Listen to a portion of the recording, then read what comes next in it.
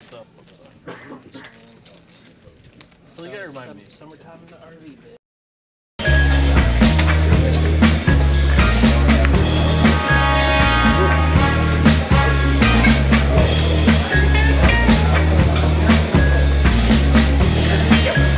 You just went on a camping trip with like his family? Tournament players, if I could have your attention really quick. We have 409 entries in this event. That's going to be $102,250 in the prize, but we more than doubled the guarantee. Thank you so much for coming out to the very first stop, the Poker Atlas Tour. We are so happy to have you here. So happy this first event went so well. Please remember, this is event 1 of 12. We are going to be doing this for the next 2 weeks. We have over $1 million in guarantee, and at this current pace, we have over $2 million in guarantee. If things keep going, that's how it's going to go. We very much appreciate you having here. Please keep coming back to Texas Card House in Houston. We're going to be doing this for the next 2 weeks. Attention Houston poker players, May 18th through May 30th at Texas Card House, Houston. Over $1 million in tournament guarantees in the Poker Atlas Tour. 12 big tournament events including the $200,000 guaranteed Mystery Payday event, the $100,000 guaranteed Pot Limit Omaha Payday bonus, and the $500,000 guaranteed No Limit Hold'em title event. Buy-ins range from $300 to $1,100. Full event details, structures available at texascardhouse.com and on Poker Atlas. State Park or whatever. Yeah. I got the nuts.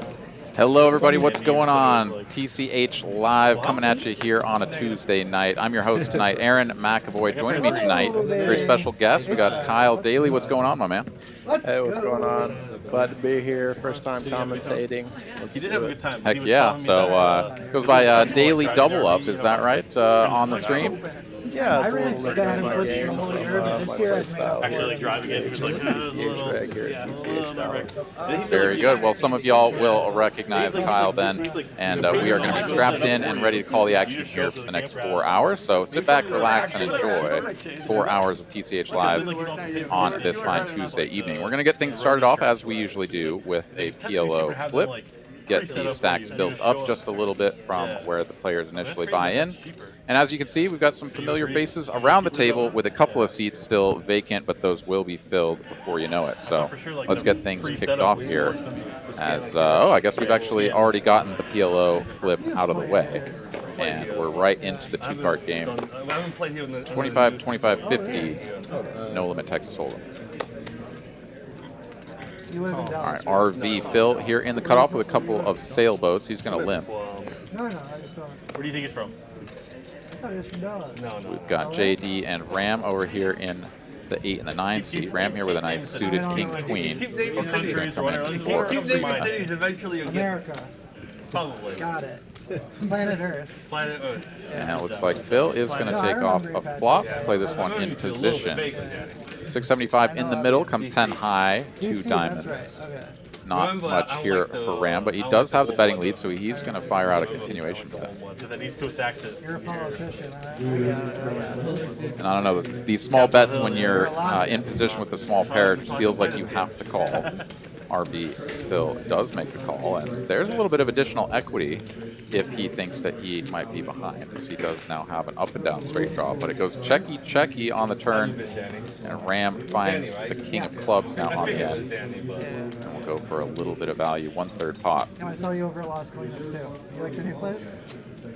Oh, you were in the Spots always kind of suck if you're sitting on the fours. I might have saw you one day, but yeah. What do you think, Kyle? You ever making that call there, or does it just feel like value every time? You know, you can call there, but I mean, you never feel good about it. But as far as your range goes, I think you probably feel good until that king comes on the river. Yeah, absolutely. Could get a little bit spicy, go for a big raise there. That would be one other way to win it, but definitely would feel pretty bad about making the call. So. Yeah, I like to keep people on the toes, so they're going to run tournaments in other places, but then the concept you got to drive here in the game. Yeah, especially if you have the 4 diamonds in the mix. Yeah, I think that'd be a really good spot to go for it. All right, hand number 3, RV Phil, going to get back in the saddle.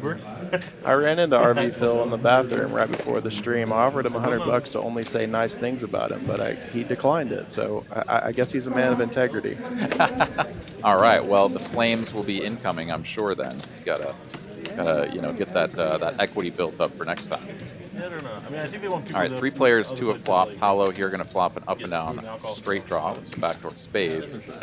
Overcards for I think there's a Wolfgang better and chance of RV filling up Phil. both places if you stick to tournaments just here. And then they'll play cash afterwards. Paolo continues 75 here. I mean, Or rather, that was a I would flip okay- flop. I would be So okay staying leads for playing it. 75. RV Competing Phil against makes the yourself call when with the you 2 run tournaments overcards. above, yeah. And now we're checking. which makes both of them less attractive, smaller prize pools. 2/3 here You from guys keep Paolo telling me, on I the don't end. do that, And but you know what? There's some wisdom up You there. guys are RV's underrated. got a what do hero you think? calling him. I He take back does. everything I said about you. You're not just a guys. guy on a banner up in chalk. There you go. King high. No. Taking it Not down. a pretty face on a banner. So far, I'm it's like been pretty a game of ranges right now. I put think Paolo was two just Just telling my range opinion. there. Right? Opinions are like assholes. We Yeah, all got one. absolutely. I made a nut no pair, a king high call the other day that Which did not room go should so I well. have? Most of my king high have calls, by turns 16. out, usually don't work out The for other me. one. The ace high ones, you know, I've got But about you have a private room. you know, pretty decent batting average on those, but my king high calls It's nice. rarely Yeah. work out. I try to stay away from that. I normally play low stakes, so the Getting people president. tend to not get as Alright, tricky. Fair enough. That's for sure. So what stakes do you normally play then? 20, 20. I like the You guys 1-2 gassing 500 it at 500 max game at TCH Dallas, but I do dabble in 2-5 as well. Probably going to be playing a little bit more of the 2-5 1500 max at the new TCH Los Colinos. Yeah. Yeah, I've had the pleasure of playing over there the last couple of days, yesterday and today. Fantastic environment. If anybody still has not made it into the TCH Social over in Los Colinas, definitely do highly recommend it. Fantastic food options, drink options as well, I don't know. Obviously, and they're still of trying to course figure it out, too, the up there. It's like the they've high already made a ton of quality improvements staff since they started. and environment that you come to expect Remember they from weren't all even gonna have TCH 5, 10 or locations. whatever? Yeah, I gotta say I was really impressed by the food. Still kind of- I'm a food critic myself, so Every I wouldn't day I've say played that it, if I it's didn't been actually 5, 10 believe minutes. that. But yeah, really good food over there. Sometimes it's hard to get a. Yeah, everything that I saw that people around me eating sure looked good. As we've got Wolfgang here Like the Vegas one, with like the, like, top pair second hidden secret kicker. straddle and, like, always Patrick on, like, had yeah. 4 to a flush, 3 to a straight on the Literally flop, strictly still working with the diamonds, like, and purposely. You know what? You is might, going fought with to us. you might be continue the betting. MVP. Wolfgang Now we're going back for to, check like, the call Vegas style of, like, on flop yeah, you and have turn. straddle or River else, is a I don't know, harmless like- 8 of clubs. No, that's a good You know what point. I mean? That's a It's good like- point. And now Patrick gonna have to decide if he wants to go for another barrel with the front door diamonds breaking out. He says no, and Wolfgang will get to There's a show reason Dallas down Poker the winner. isn't so great. Like, just technical work, right? I wouldn't mind a lead out there by Wolfgang. I mean, you know that. That's 'cause I I'm mean, just given the way money that the once boards that's run right. out, you know, you're looking good there, and I think just a small lead out might get you a little more value. On the river, you're talking? Yeah. Is Cashman still? Got Don't lump me with those guys. Yeah, always Don't lump tricky me to with play those out guys. of I'll lump position with though, you. right? I mean, it's never a First time slam ever, so dunk don't lump me with those to go for those leads. From my experience they're though, getting with away these now. stream games, I mean, people just want to call. You know, they don't want to. Is Cashman in Florida? They don't want to get caught getting bluffed on the stream. Okay. Florida's pretty sick. Patrick here gonna open it up. No, Cashman. Front of the low jack I've with been there a lot. pocket I like queens, and JD suited one gapper queen 10. You go to Florida? Gonna come in for a I was 3 just bet. about to ask you, like, 7 deuce game not in effect as we see those 2 cards hit the month. Oh yeah. I'm gonna play Ocean. And back over to Patrick here. yeah, I have family in Florida. What part? In, on the Gulf side. Be a 4 bet a lot of the time. Does go for the 4th bet. Ever go fishing in Colorado? And yeah, you never love folding a hand like Queen 10 suited, but I could drive an good to RV have there these and in go your fishing. 3 betting range so that you can let them go It'd be a good when market. you get Well, I'd make hit a with video 4 bet. about that. Me and Danny. in Or one of you your can always RVs make a call going to too. Colorado fishing. Play it in position, and Stop off the JD blackout. goes for that Playing a option. home game inside the RV. Maybe in a few That'd be years. pretty sick. He's Wow, gonna- what a That is flop. a tough. He's gonna flop. start his own show in the RV. Yeah. Luxury. JD's still going to be well behind the 4 betting range of Patrick, so TM, not going to TM. love flopping top pair, virtually no kicker, given the 4 betting ranges, but certainly not going to be folding to a single wager, one would suspect. Patrick continues for 1,000 into 2,550. I'm not like much of a fisher, but a lot of my friends are into it, and they loved it. Fly fishing. JD does indeed make the call. It looks 45.50 I think now if I was is going to the do fishing, pot. I'd want to do it like that. 'cause Stack it's pot more ratio at 2. I do a lot of camping up there. JD here with no hearts in hand either, so that can potentially influence his action here on the Yeah, turn. he's got Black very Hawk, little There's like really cool camping grounds. very little room to further in the improve mountains, here. and you can It's a kind of tough go spot for him. I mean, I think it's going to go camping. that call, that raise. 3,000. This is a 2/3 size on the turn.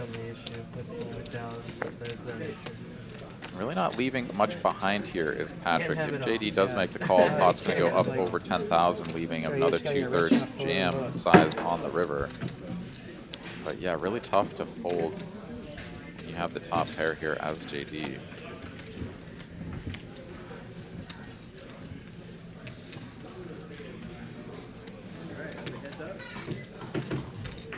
You scared somewhere?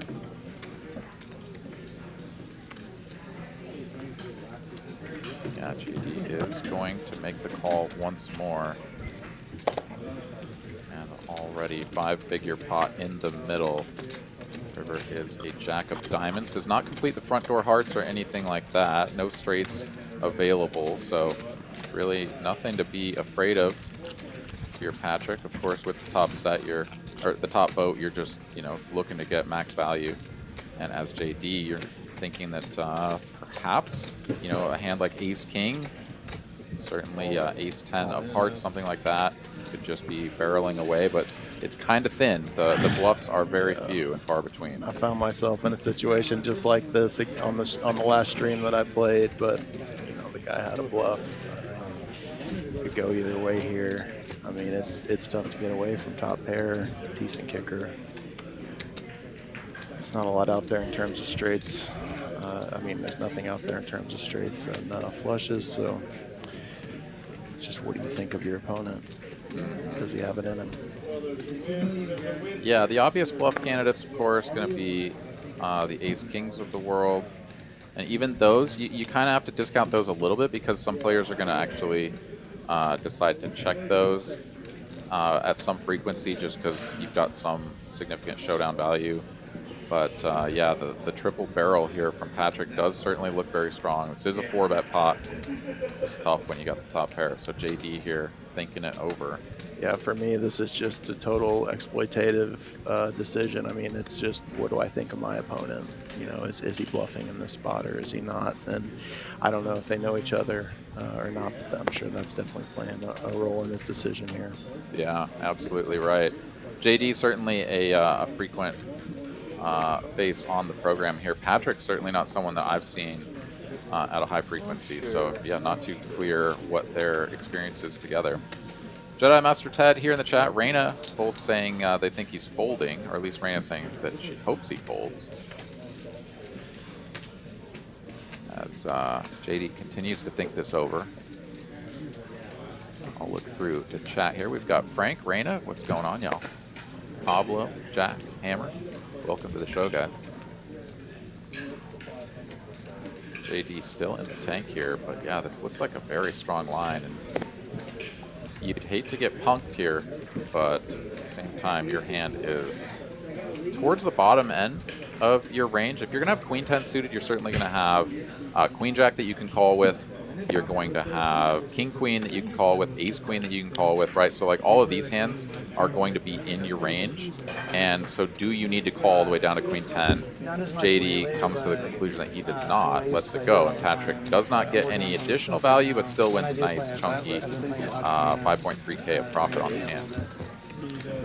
It's the prudent play. It's tough to do, but it's the prudent play. So yeah, through 6 hands, Patrick here up the most. Danny won the initial flip, so he's up a little bit as well. JD after folding there on the end, going to be down 5.5K. Getting excited for the World Series? Yeah.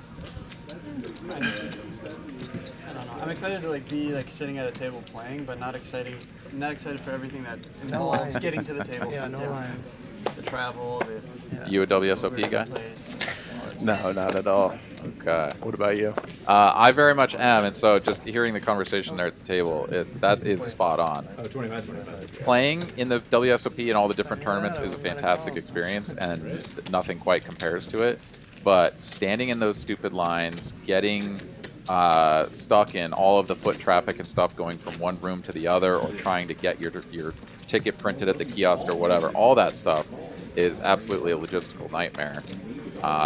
So yeah, there's a lot to look forward to when it comes to the summer and the WSOP, and then there's also a lot of headaches that come with it. But Yeah, I just feel a lot more comfortable in cash games. I'm almost all cash. I play tournaments just for fun, but haven't really gotten serious into the tournaments yet. But I imagine I'll branch out later on in my poker career. That's in the works, but in the plans. But as of now, I just feel a lot more comfortable in cash. Yeah, tournaments, of course, going to be a very different game from start to finish, right? And that to me was always something that appealed to me about it. I actually got into poker starting with tournaments and had to sort of teach myself how to play the cash games, especially here in Texas with hundreds and hundreds of big blinds deep. Yeah, it's different. When I'm studying poker and they're talking about, okay, you need to make a 3 big blind raise. I'm like, that just wouldn't work in Texas. You have to extrapolate it out to into Texas terms. Yeah, that is absolutely right. As Danny here going to bet with his flopped 9s and 6s, and just go ahead and take that one down.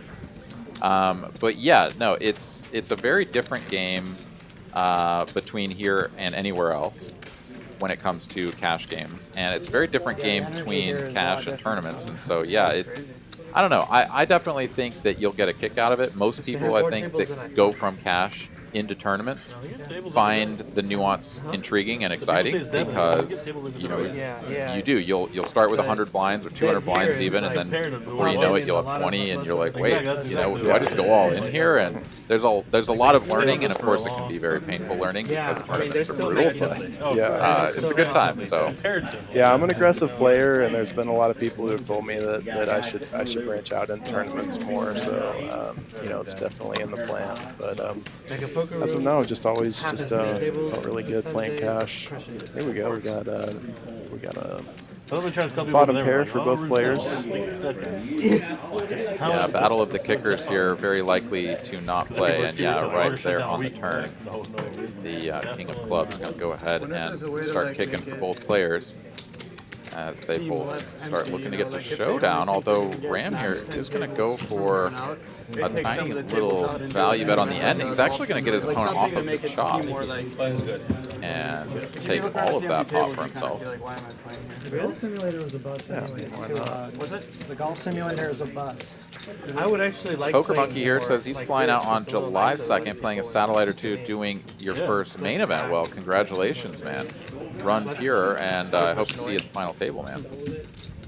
Also, JD here says reg at 3 a.m. That's the best way to avoid that madness. That is absolutely right. And not only is regging at 3 a.m. the best way to do it, but loading up your tournament account at 3 a.m. is the best way to do it. For anybody who is looking to go out to the WSOP this year and is not already aware, you can go up to the cage one time, stand in that massive line one time, give them a nice stack of crisp bills that you are, for the total amount of tournaments that you're thinking about playing, and they'll load that into your Bravo Poker account, and then you can just register on your phone for all of the tournaments that you're looking to play and print your tickets right at those little handy-dandy kiosks. So that is by far a massive improvement over standing in that line every time you want to reg. I hope you didn't bluff me. You're supposed to bluff me on stream. Off stream's fine. Yeah, I'll be doing 2 trips out there. I go out there from the 1st through the 12th of June. I'll be playing the 1K Mystery Bounty and some other things right up front, and then taking about a week and a half off, going back out there for the tail end into the main event. Or he just picks one of the many people we know. As Danny here, looking down at a suited ace, he's going to come in for a raise.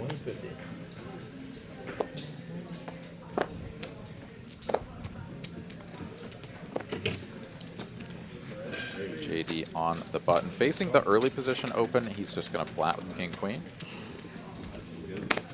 Paolo's out of there with the offsuited queen jack. Wolfgang out of there as well. So heads up we go to a flop. And a good one here for Danny as he makes 2 pair, no kicker. Coming over here. Checks it over, and JD bets here, hoping to sort of take this one down easy peasy if Danny has some completely alternates missed will come in this. later. Of course he is not, so he'll go for the check Alternates, call. like, couldn't be here at the start, but I don't know. Tough position when you get called here. Who it is, I don't know. Nothing. Who? Jakob? Oh. Yeah, I mean, at this point, I think JD is just going to give this one up. Yeah, kind of revealed yourself there.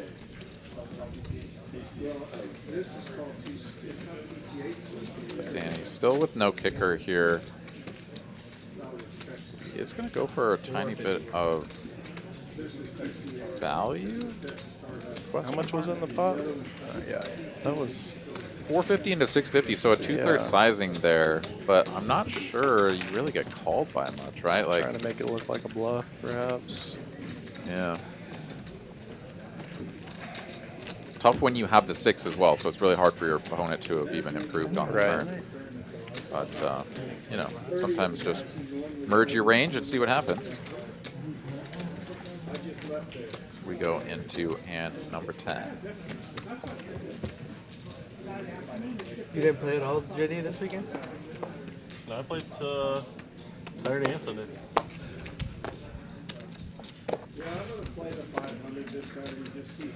How are you? A whole lot of not much here. Folds all the way to Wolfgang in the big blind. And he tries to check, but it's a $50 straddle out there. So I played Friday, Sunday, sorry. or $50 big blind rather. And goes from checking to raising to 200. That's a little bit of an interesting move. And Danny with an ace is going to make the call. So And it doesn't really seem like that was like planned out, you know, like it's some sort of angle or something. I mean, he actually tried to check, and then he was just like, "I'll just raise it." Yeah. I always think these hands are so funny, especially when they get the pot really, really big. It's like, what happened in this hand? Got in the game and I sucked down on But this one so far is staying relatively modest, as we've just got So he the hadn't been initial able to play much. 4.5 in the middle. He's been super busy. Wolfgang does pick up some flush and straight outs, but is just actually ahead. What do you like to do with your small there's to like a middle second time pocket up there. pairs? Do you raise those a lot pre-flop, Yeah, he or was do you the just like to only hand I won get was versus him where I as got many the players in combo with you to draws. try to hit a set? Well, it's going to depend on the positioning. You know, obviously, if it folds to you in the big blind, like in this one, I think you can either go like just limp and then call any raise like that. I like to do that one a fair bit, because when you do raise and put yourself in a position where your opponent's calling range is strengthened, and of course they can always 3-bet you, it feels a little bit gross to be playing out of position with a hand that's just like rarely going to improve. But certainly if you're in a later position or something like that, yeah, it makes a lot of sense to just like flat and open, something like that, try to get a few more players in, build that pot up for the 1 in 8 times that you do flop the set. I like it. Ace King, Patrick. This hand took a lot of money from me today over at the Las Colinas location. Giveth and taketh, for sure.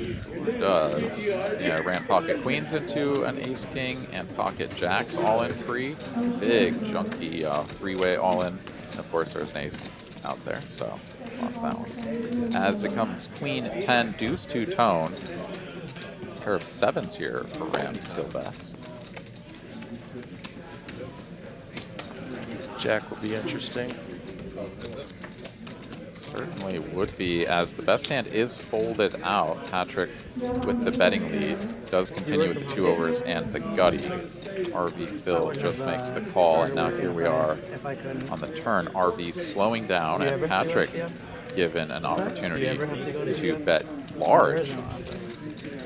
850 into 975. We have like Zoom And yeah, that is going to get the ace king straight into the mug. So well played, Patrick. feel like I wouldn't be able to be productive at home. I don't know how so many people are. I kind of struggle a little bit with it. Still do have those 2 seats available. I think we've got those seats spoken for. I believe we've got And then 2 hours in the afternoon and like 3 hours. Yacht Club joining us. As long as I And get the job done. That's not the old one. let's see. They made me replace it. We'll Upgrade. go ahead and just wait it out, see who is joining us here. I was mad about it actually. But I do believe Then we'll they have a switched. full They switched table after they made me before upgrade. you They know switched like it. a week later anyway. The sticker. I am now going to wake up with a pretty hand, Ace King of Diamonds. Pop this up to 150.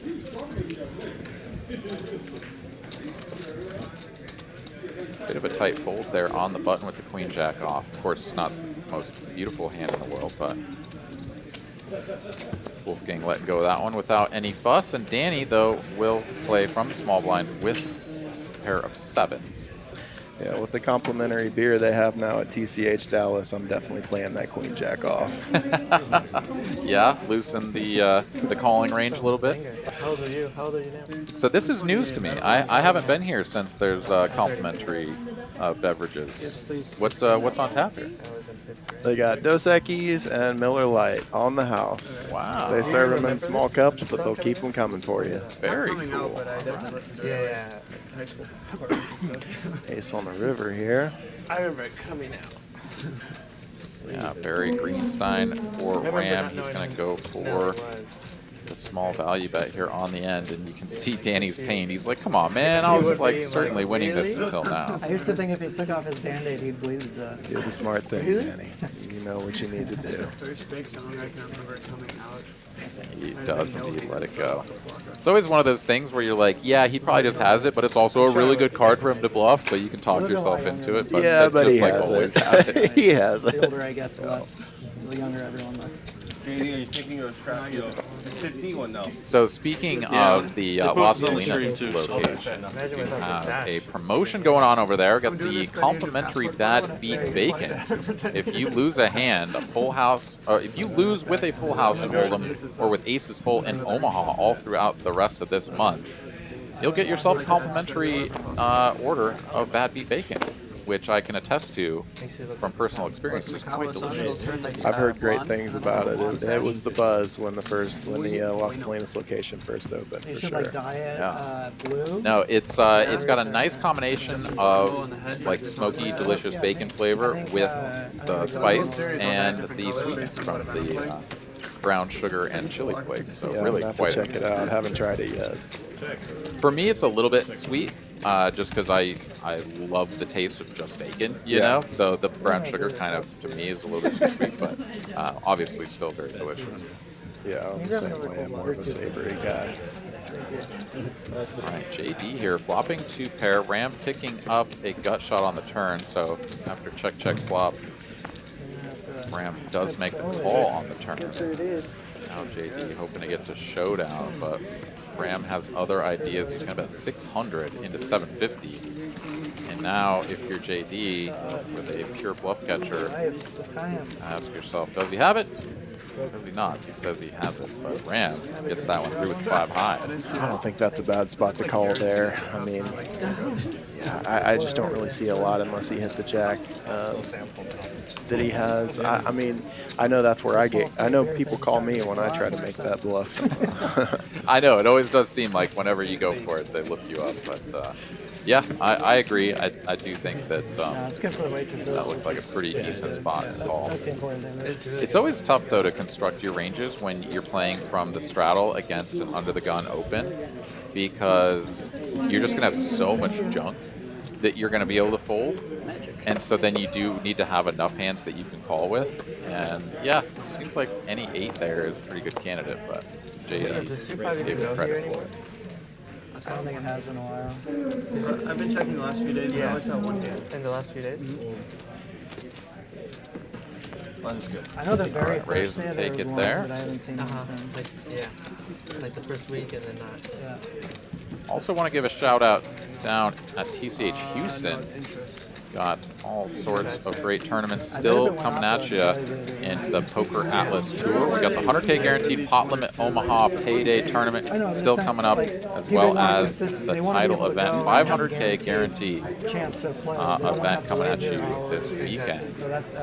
So if you are in or around the Houston area, want to play some tournament poker, get yourself on down there, TCH Houston. Find out all the information on Poker Atlas. We've got tournaments throughout the week going into the weekend. Because now more people will come. You really are smart, RB still going to splash around a little bit here in the cutoff with the 9-6 suited, flatting the open from Patrick here. Going to get a little frisky with the suited connector on the button and take it up to 650. Ace Jack suited for Wolfgang. I want to see him mix it up. Haven't seen him get too crazy in any of the streams. Oh, okay. Yeah, the snap fold there a little bit interesting. Isn't it still though like that, or Ace Jack suited. I mean, Ace Jack off, Ace 10 off. Like, definitely just think about letting those go or 4-betting them. But Ace Jack suited, I don't know. I'm calling that. Yeah, he's more disciplined than I am, that's for sure. Yeah, especially you get a couple of those free Dos Equis in your hand, and that looks like a premium. But they only had like one and two. They were the best. You don't need like a bunch of options. You need one that's consistently really good. it's crazy how good the Hustler has done for that, or the stream's done for that. Oh, it blew. Ragnar here wants to know, is that green light on the player who the action is on, is that new? It is indeed new as of maybe, well, not new, it's always been part of the table, but we hadn't really implemented it until maybe, I'd say like a month ago, something like that. I love that. It is a very cool feature. I mean, even when I'm watching the stream, sometimes I'm like, who's who here? I don't know. Yeah, if I don't know the players. Yeah. No, I think it's a fantastic addition and a very cool feature for sure for the RF Poker table. Wolfgang here, who's already played fairly snug on the hands leading up to this one, now with pocket nines. Reaching into the big chips. Yeah. Open 3-bet and a cold 4-bet here from Wolfgang. I remember at the World Series, either 1 or 2 years ago, Ace-queen Ryan shrivels Feldman up was trying to real get all the trick done. quick.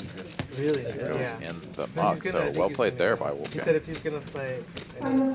You love getting folds there when you go for the cold 4 with nines, right? Because like nines are a decent hand, but you're just almost always going to have at least one over on every flop and not going to know where you're at. But, Happy to take it down, for sure. Oh yeah, we're not all Wolfgang. No, I didn't hear what game I was wondering what. You can get in, right? Have you? Yeah. I played it 3 times. I love these You cards. should try gonna to. do one. You should try to play as much as you can. Yeah. Look a little best. We're mainly the big ones. Front look always like. But if apparently, if you're gonna be the print looks a weird. good player that can get in, like loggers, folds to Ram here on the button. He's going to come in. being someone who's like really good but gives crazy 5-4 action, like suited. Jack? What? I don't know. The jacks feel like one of the most two. different to me. If you're complaining about it now, Now it's Danny's turn with the nines. Raise. The jacks look weird. You're not used to it. You're like, what the hell is this? I know for a while. I think all the The calls match look on kind of Monday, weird. right? And then What's that?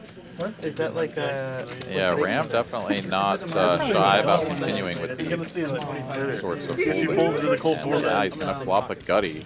Only one overcard and it's a 10, so nothing too scary here for Danny. He's certainly going to think he's got the best hand a lot of the How do time. the aces look, Patrick? How do they look? Aces look good. So 375 20, 30, 40 minutes. to a little over 1,000. 200. We still don't know what that handle is.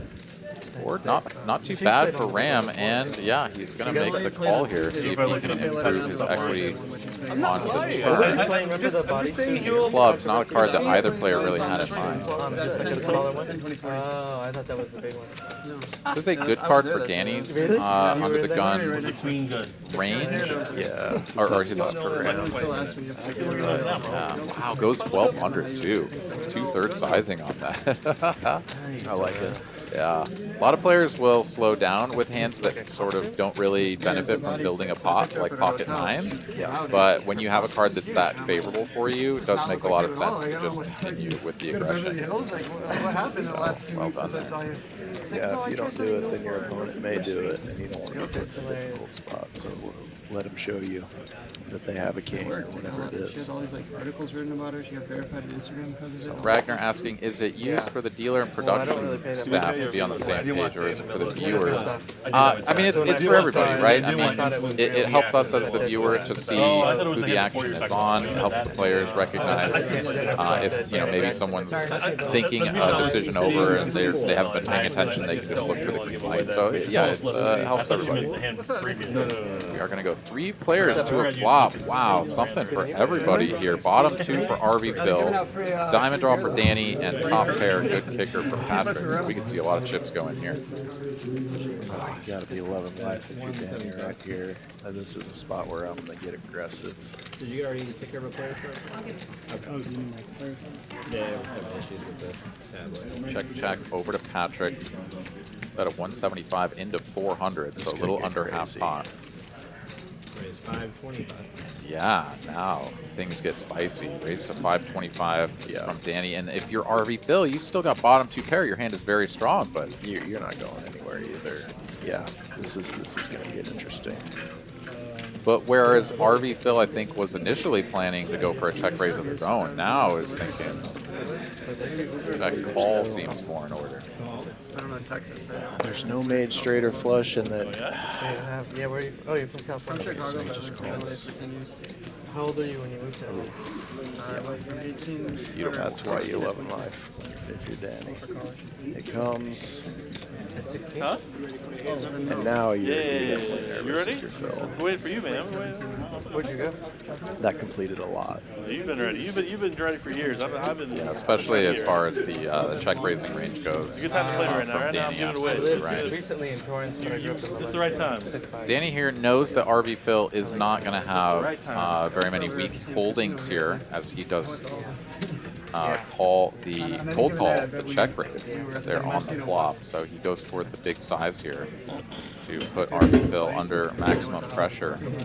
And this bet size certainly is doing the job. RV Phil taking a look at his 2 pair once more. Recognize if he makes this call, pot goes up to 4,000. He's going to have to hold on a lot of rivers, but this diamond on the turn just feels super gross, and he does decide to let it go. See, yeah, I really like that, just folding on the turn instead of trying to hang around and then fold into a big bet on the river. Commerce used to be a place to Really play save back in yourself. the I day. mean, if you know, you really got to extrapolate that and think about, how the hand's going to play out later on. Jacks do look pretty weird. Save yourself the money there, because I mean, you got to expect that there's going to be a shovel. I do think Like, oh my god, I'm gonna move into this. Yeah, it's just a bad card. I mean, you know, you can't play scared, but at the same time, that was just a horrible card. Absolutely right. No, the one that used up lots of. All right, we do have, looks like Yacht Club joining us there. So one of the seats going to be filled. Move on, hand number 19. Oh. You're in for 25. I did have a leg. Looks like Patrick getting a walk there? Yeah, okay. You been getting back in the action? All right, so Yacht Club coming into seat number 4. Move right along. No, I was. You checked out the new place? Before moving here, that was like, they closed actually. Otherwise, that was my plan A. Back then in COVID. Remember, like LA Quick shout out stuff? for I don't know the if jackpot like bounty LA here at stuff. TCH Dallas. Wednesday night progressive jackpot bounty here, tournament here at the club. Going to be this Wednesday, the 24th, as in tomorrow. Current progressive jackpot up to 5580.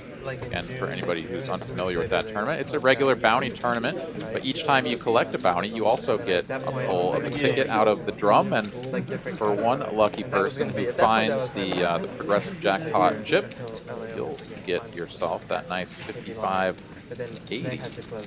If it does get pulled, if somebody hits it tomorrow night, the progressive jackpot will roll over back to 5,000 and then continue to accrue value over time. But come on down to TCH Dallas and play that tournament tomorrow night. See if you can pull the lucky chip.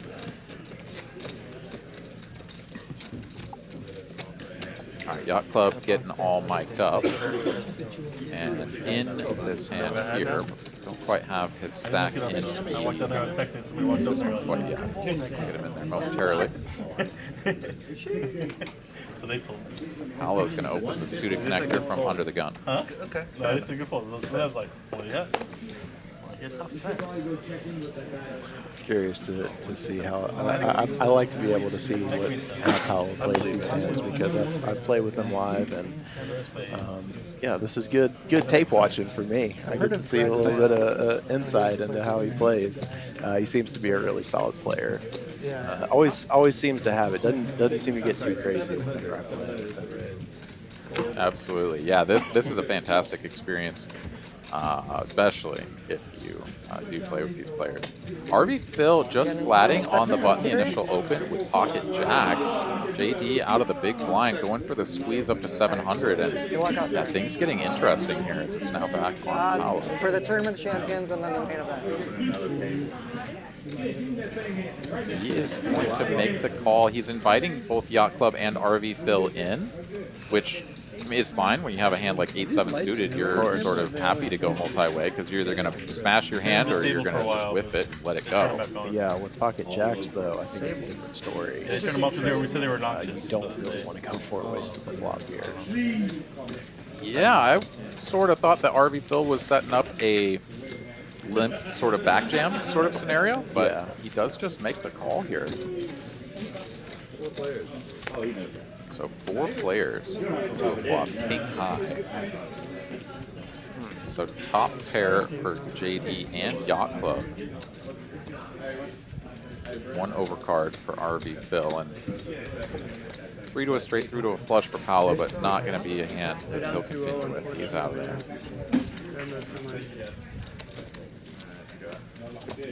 So JD, who had put in the 3-bet, is just going to continue here. Relatively modest size, 800. And Yacht Club makes the call. 10 of hearts now on the turn, bringing in the heart flush draw here for Yacht Club. Interesting.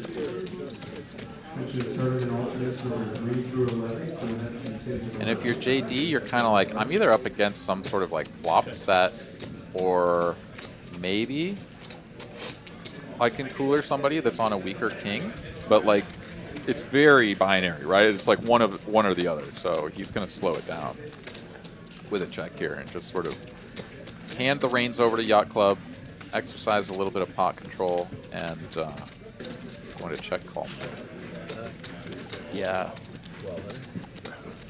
Seeing how this played out, I think it's really smart to just do a check call here. You don't want to get raised, and it's a perfect spot for Yacht Club to get aggressive and raise and put him in a tough spot with outs to the flush. Small bet here, a little over like 1/4 pot basically, but JD happy to see this small sizing. He's like, okay, cool, let's keep this pot modest. And does brick out the river, so JD will win if we get to showdown. And I think Yacht Club was kind of just setting a cheap price for himself there. Could see a different move here, but I expect he's just looking to show down the king at this point. Yeah, I like how JD's played this. And you're keeping Yacht Club's bluffs in. You're happy to call, you know, whatever he bets here, but you don't want to see a crazy raise either. Yacht Club is lining up a 1/3 size here in position. Not a rich kid? Yeah, it's just a snap call for me. Yeah, and this is pretty thin value, right? Like Yacht Club is sort of targeting pocket queens and pocket jacks with this, as he loses to any reasonable king. Pay for like room and board too? It was, yeah, And so is I got, only it's just like potentially getting called by those queens and jacks. But yeah, I think JD here, his hand is just too good to fold for this size. Yeah, like it was around like 75K for each year, including room and board, food. Is that an academic scholarship? The only thing he's thinking about is a raise here, right? Scholarship, and I got Church of Christ scholarship. I mean, he's not going to fold. Yeah, no, I don't think you can. I mean, you certainly could go for a raise, but I don't think you're ever getting called by worse. Yeah, I'm just saying the fold was never in consideration there. JD does indeed make the call and ships a nice one, 11-6 coming this way. And with that, JD's going to move himself out of the hole and back into positive territory. He was down a little over 5,000 early on. We'll get the chip counts up here in a moment. Him moving on up into positive territory. Incognito here in the chat says, just subscribed. Well, thank you very much. Do appreciate you joining the Legion. And to anybody else out there who is not yet subscribed to the channel, please do consider hitting the subscribe button. And while you're at it, hit that thumbs up button. Help us get this program out to other viewers of the YouTube universe. Every time someone comes to LA, no Blue Malibu is a similar concept, but it's so hard to get Blood to is the table. I know, but they want like max blood. Ram gonna defend the big blind with 8-7-0. Again, standing open and hijack. So heads up for this flop. That is, bro, he gets fucking clicks. It's just fucking packs. That's all they care about. Comes middle pair for Ram. Not an interesting Danny with the 2 overs, backdoor clubs. He's going to continue for a small size, 1/3. Pass Pepperdine. I call correctly, gets set down. It's affordable, but it's on the other side of the water, so you don't like play against 5 2. But that one's a good one. You can get like a fish sandwich for like 15. Juicy card here. Paradise Cove. Danny, as he now turns up and down. Still 2 overcards to the board. A spot where you can actually just take your, you can just take your equity in position, and he does indeed go for the check back. 4 in the turns. Ram rivering trip 7s, and now it's his turn to go for a little bit of value. Hope that his opponent has some sort of maybe pocket pair or something, right? Like pocket 6s or something that can call a reasonable bet. But so you can't like describe LA with like one 500, and that and whatever you're is looking for, sending you're Jack gonna go into like the money very quickly. Exactly. People that Mallory play, here like, in the chat says seat 9 incoming. Look out for this new action player. They don't ever see And I think, well, that's our 9th player coming in into seat number 3.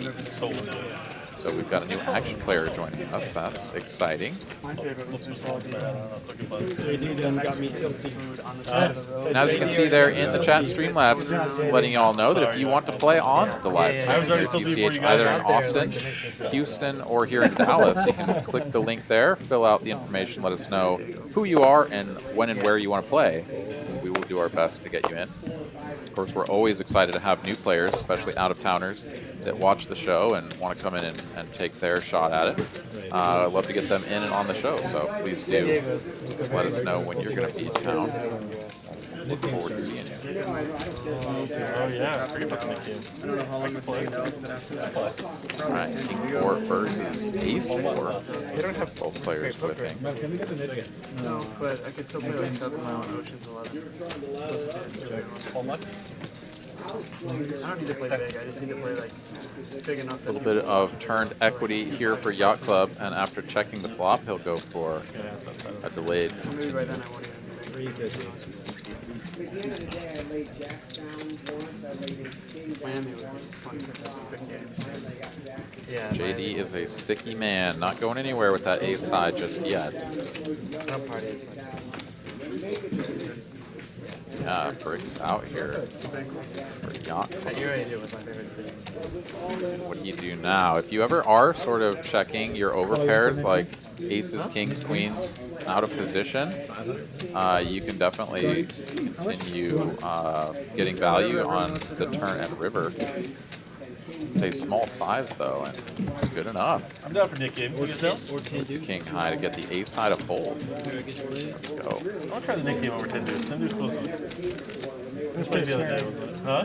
That was pretty scary. Or we could Pretty do scary. the Nick game and then put the 10 deuce on after.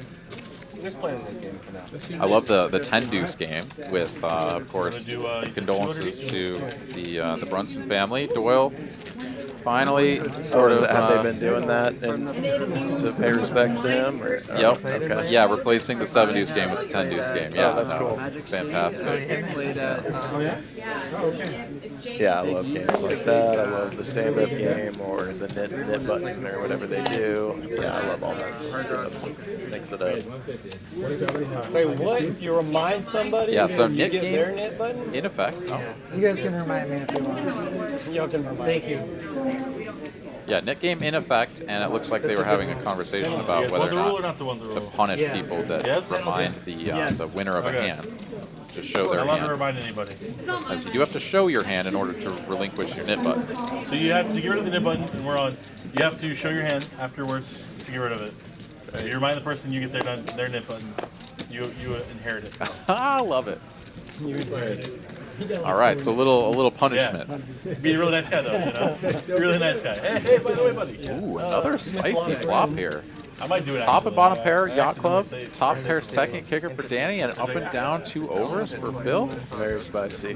Yeah. See some more chips going into this pot. Thank you, Mallory. Over there, it's like, Betting a call already here for Yott Club with the top and bottom pair. And it's a little bit scary because you know that your opponents are likely to have hands that are going to continue regardless of how big you size this up. But it's almost just mandatory to get more chips in the middle and hope that the turn is just some sort of brick like a deuce of clubs so that you can hammer it again. bigger 5-5. Yott Club's got to get aggressive here. You don't want to wait around and wait for more scary cards to come. I didn't even see that 2 pair at the very beginning, but yeah. Very deceptive with Jack 5. I know, you don't expect it, yeah.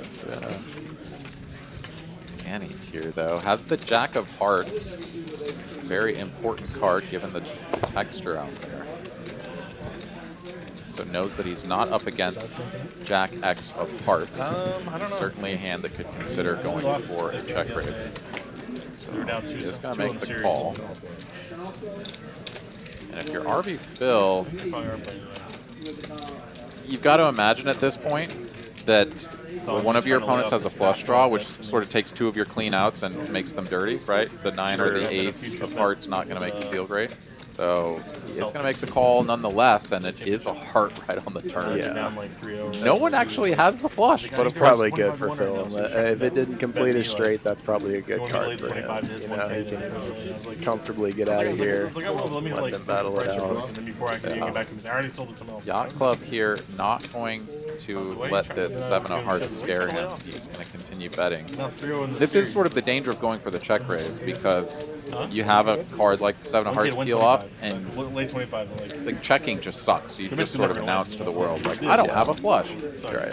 So he is going to bet, and now I want to move on to Danny. Does he feel like continuing with RB still left to act behind? Little Hollywooding there, checking Yott Club stack. Like they have like a bunch of juice built in, so like. God, this is just such an awkward spot. Yeah, it's a difficult spot. I don't think there's a good answer. You're obligated to call, but you know that it's a dangerous situation. It's a tough thing to do, but I like it. Yeah. And Yott Club is like, oh, thank God. So don't tilt me. Oh, yeah. You didn't want to show it? You didn't get rid of the but Oh! He didn't show his hand. Danny was about to remind you too. I was like, Danny? he really did. He's like, I didn't remind him. I just said don't tilt me. Oh, he did the opposite. I guess he tilted me anyway. Good thing for Yott Club, it's very early in the Nick game, so he would have been the first player to get rid of his button. So it's basically like he's just starting the game over and has plenty of time to get rid of it before he is forced to pay out. But if he ends up having to pay it out because he didn't turn his hand over or whatever, it'll be really funny. So we'll see if that factors in. I'm going to show this one. I won the next one. And did he win the next one? Yeah, very next hand. He's like, I won the next hand. The next hand. You're going to get aggressive with the 8-4 suited. And And I love doing this, going for pretty wide opens early on in the Nick game when everybody has the button, because the pressure is just kind of low. Nobody feels like, no, I've really got to defend, or this guy's going to be opening super wide. Still feels like people are going to be playing more normal ranges. You can get away with some stuff. Yeah, I did that on the last stream I played. Where I just got everybody to fold pre-flop with complete garbage. Just, I think nobody was feeling the pressure, and I just got out early. Heck yeah. No, there's nothing better than getting out early and just like, give me the 200, and I don't have to sweat paying everybody out. It's just over. All right, check call from Danny here on the flop with the queen high. Does turn some diamond equity, but Ram is like, I don't know, I'll probably just keep betting and take this one down, right? 650. God, that's nearly full pot. It's actually pretty awkward if you're Danny with the turn flush equity. You're not getting the right odds, the right direct odds, and you're out of position, so it's not like you have good implied odds either.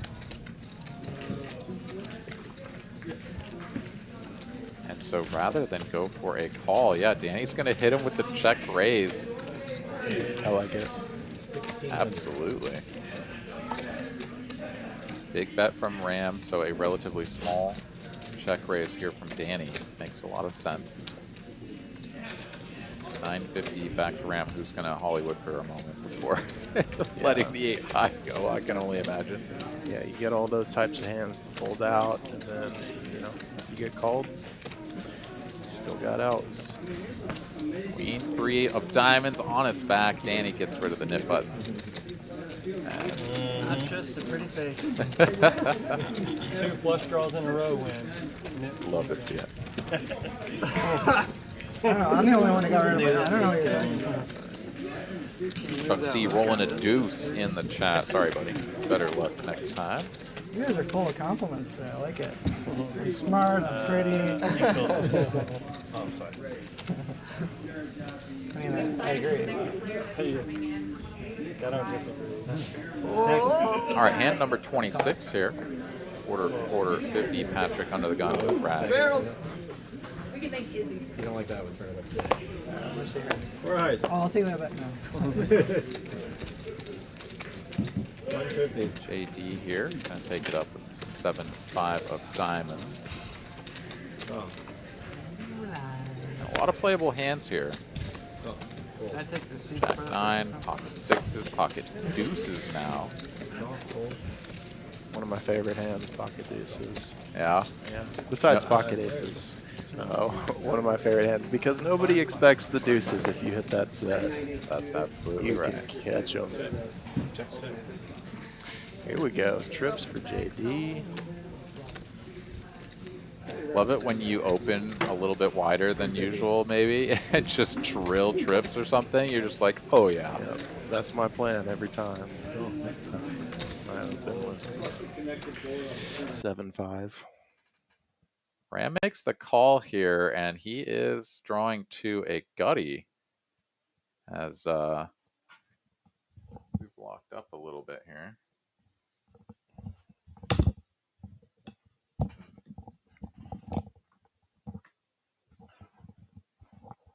We lost our feed entirely. Yeah, I don't know if we're...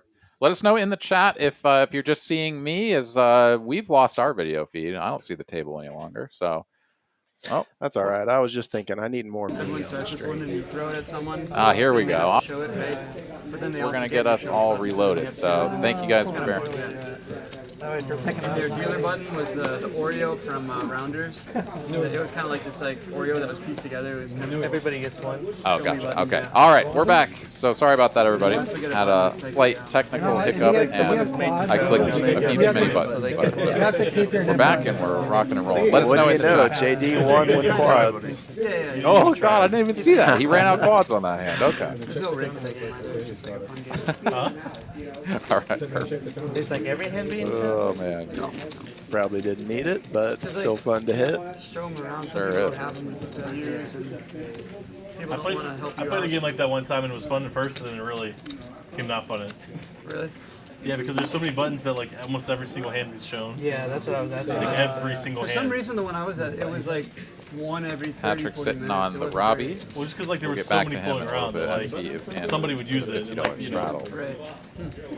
Like when they used it on you, you got it, right? You got the button. Yeah, then you're playing like So then you could use it. Is that how it worked? I if feel they like used we it might on have a your little hand- bit of a misread going on this hand, but also showed that you entirely hit the button? possible that Ram is just Yeah, coming so, in for like, an open. They were just like every with the single hand queen. somebody would use it. And But with, got it. with JD's hand initially grayed out, does make me think that we could I have can see how that get annoying. a misread on Ram's Just kinda hand. like- But Yeah, it Play happens. like yourself, you know? I mean, Well, I would just like bluff somebody. And, yeah, now with you know, RV like, Phil. I don't know. Okay, it's showing him as the 9-8 of Yeah, clubs. yeah. All right. I believe RV Phil and Yacht Club. I'm not too sure about Ram's hand, but I don't know. three You, like, players bluff somebody do and then, get like, to see this it, flop. and then 2 you get diamonds, 1 embarrassed heart. and offended and, like, 300. Okay. me and one other player just started collecting them. We're just like, I'm not using anymore. Just like build up a stack. And There's goes for the just a few check too many. call. I don't know. King of clubs now on the turn. Check. Show one I like better than like show every hand. Kind of a tough spot. to continue telling a story of your Yacht Club, but he can certainly still have some pair plus flush draw, gut shot, straight draw, whatever types of holdings. He does bet 800 and Ram calls. Maybe a bad spot to bluff. There we go. Got a one-liner to a straight. At least you here. feel extra today. So if Ram does indeed have the Queen Dewey, he's there. Maybe they reset their Just whole made board the and everything. 6-5 straight. I know. I was talking about Yacht Club bluffing, but Like in between the streets, it goes like yellow, green, and like comes back. Yeah, but rather than Little seizure mode, you know. check it over, Ram you see, like, tracks is the lining up a players? lead It here. tracks the action. What does? Lights. Really? So like it's green here. you're not getting a call Like, it'll from a move. raise, probably. Okay, so Unless they put I'm this bet in guessing there. Ram does indeed have that Queen Dewey. That's where the camera's pointing down. It's like And bets big. Yeah, Yacht Club throws it away. And no, it's, what is that? 10-4 off? No, 10-4 suited? yeah, you see the star winner For fold. a It goes pair around. of Oh, he fours? showed it? Okay, so that wasn't his actual hand. Okay. Didn't have the Queen Deuce. Yeah, no, it did indeed Oh. seem You like we managed had to that listen to mystery, close but after instead being sort of the taking a first 4 person. and turning it into a bluff there. He had the best hand, I imagine, but But it wasn't like the gets the job done and gets rid of his nip button. That'll be extra tilting.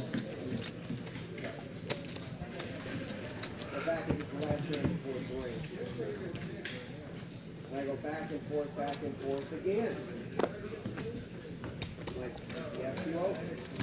Where I want to go, is this where I want to go. Ram does not need to get too frisky anymore. He'll let the Jack-9 off go from under the gun. Let you boys battle. Patrick here. Nice spot to get rid of his nip button. He's got a couple of 8s in the big blind. So he'll open it up to 4x. JD will defend. Pocket 8s versus King 7 of diamonds.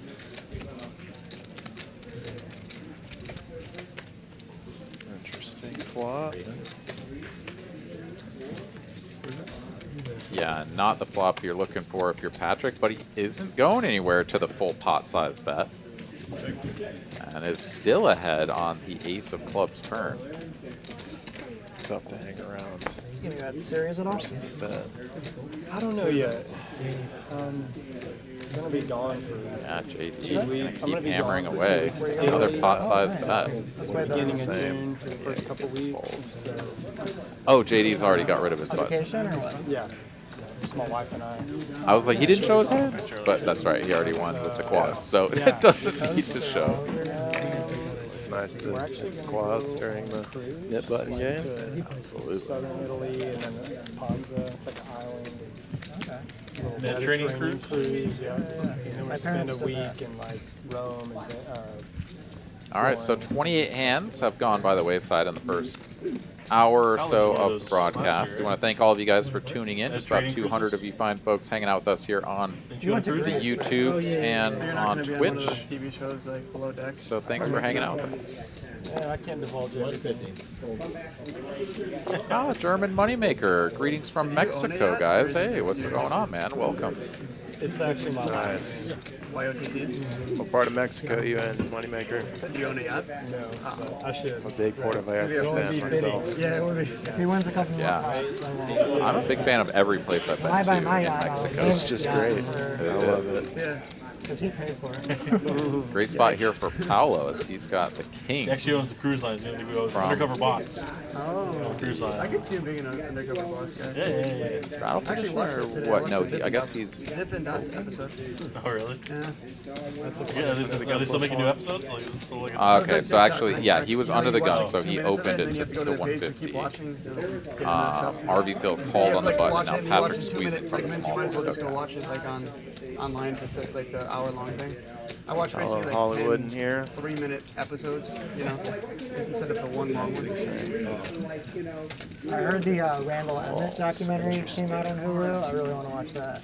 Yeah, RV Phil on a modest stack there of under 5,000, Like, so everyone knew he perhaps was a scumbag, and now this not really too documentary worried is about about inviting him him being into the a pot, or perhaps even giving him a spot to go for a back jam. Instead, RB does Apparently he's fold got it like out. a girlfriend and a bunch of sugar babies, and he tries to make it so he doesn't have to pay any money for any loan. He's just like really scummy about things. 7 high He leverages flop. his work and No time. heart in hand. Patrick is going to go for a continue of 700. There you go. Keep up. What's up, Danny? Stack and pot ratio at about 3 right now. He's player I'll X. go He's for a player raise X. or just call and try to build the pot on later streets. Has that king of hearts as well. Oh, Nice yeah. little, Kill it. nice little card to have in hand.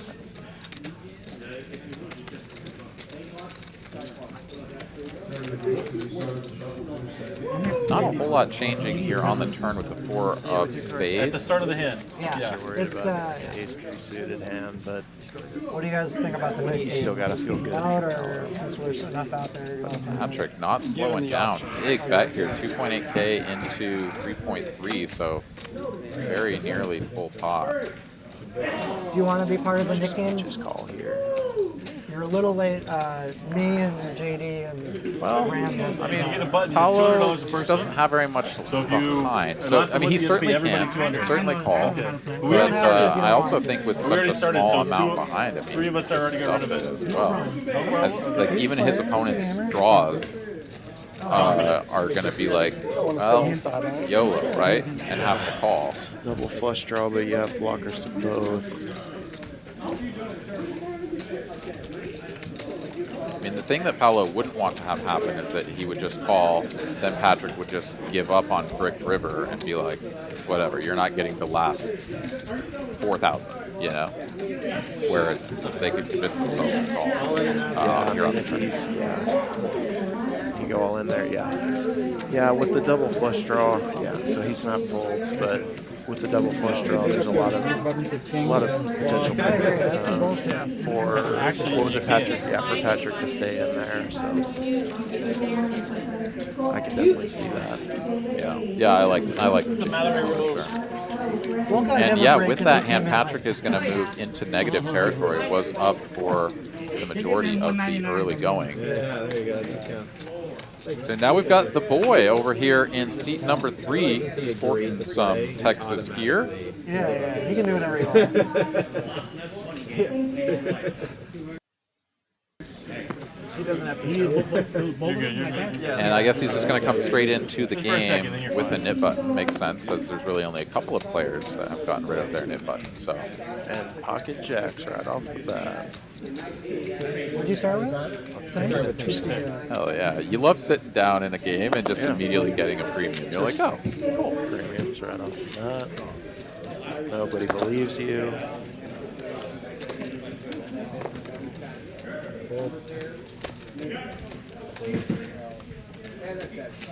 So Danny making the call, Ram making the call, so 3 players gonna go to this flop. The boy, new to the table, with the betting lead, gonna play this one as man in the middle. And wow, what a flop for Danny. 7 high with 2 spades out there. Such a lovely side. I've had several of those lately. It's just so fun to play with, so many options. Yeah. Yeah, I mean, Danny is technically behind in terms of the absolute rank of his hand, but does have a plurality, or a majority even, of the equity. Does just make the call, and now we see those equities flip. The boy now well out in the lead with the turn 2 pair.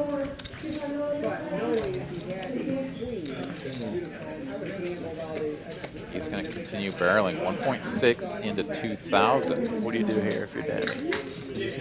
I think you're just still calling. Your hand doesn't really need to bluff, right? Like you've just got a ton of equity, even if you're behind.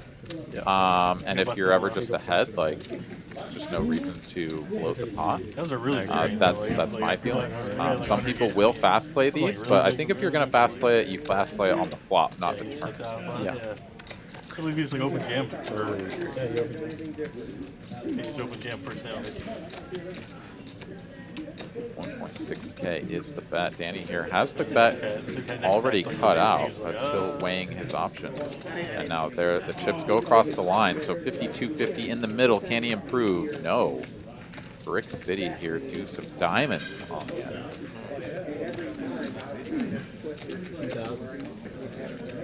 Yeah, a little 40% value bet here from the boy. Yeah. Looking around comfortably, sitting back in the chair. I don't know how you play this. This is his first hand, and he's got the nip button. Like, it seems like a value bet. I just there isn't a ton to be scared of here. Man, that I think it could go either way. you lose to just like all the overpairs, of course, but you have the ace, so you block aces. You also block some of the ace-x of spades that might have just sort of hammered away, but all of that just sort of pales in comparison to all the vast number of overpairs that there are. You just really don't know. Like, did the boy just sit down and pick up a premium and just three-barrel me with value this whole way? Like, that's why it's such a great spot to be in if you're the boy. Just, nobody knows what to think about you.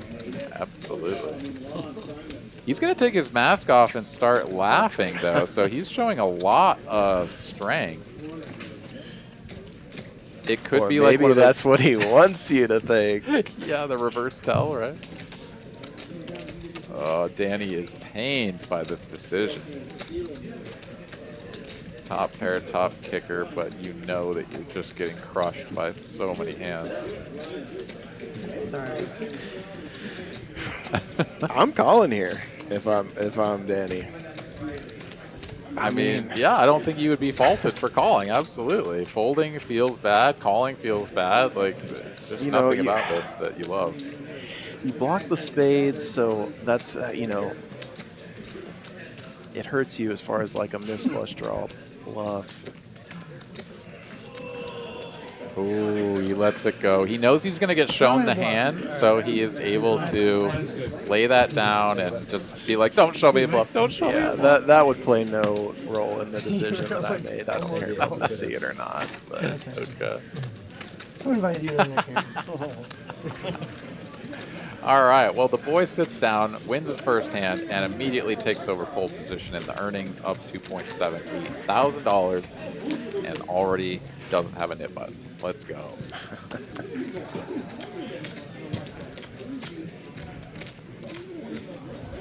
You're hitting the cards right now. Look at how spot on you were with those first cards. He's not going to give you their cards just because you're second up to him. Let a guy try anything. That's more the type of hand everybody had in mind for the newcomer. Queen deuce goes to the muck, and Danny, though, back in the saddle, this time with the ace jack.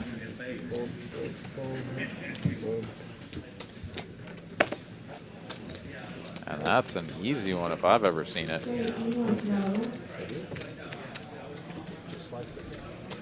What do we got? 1, 2, 3, 4 nip buttons still in play.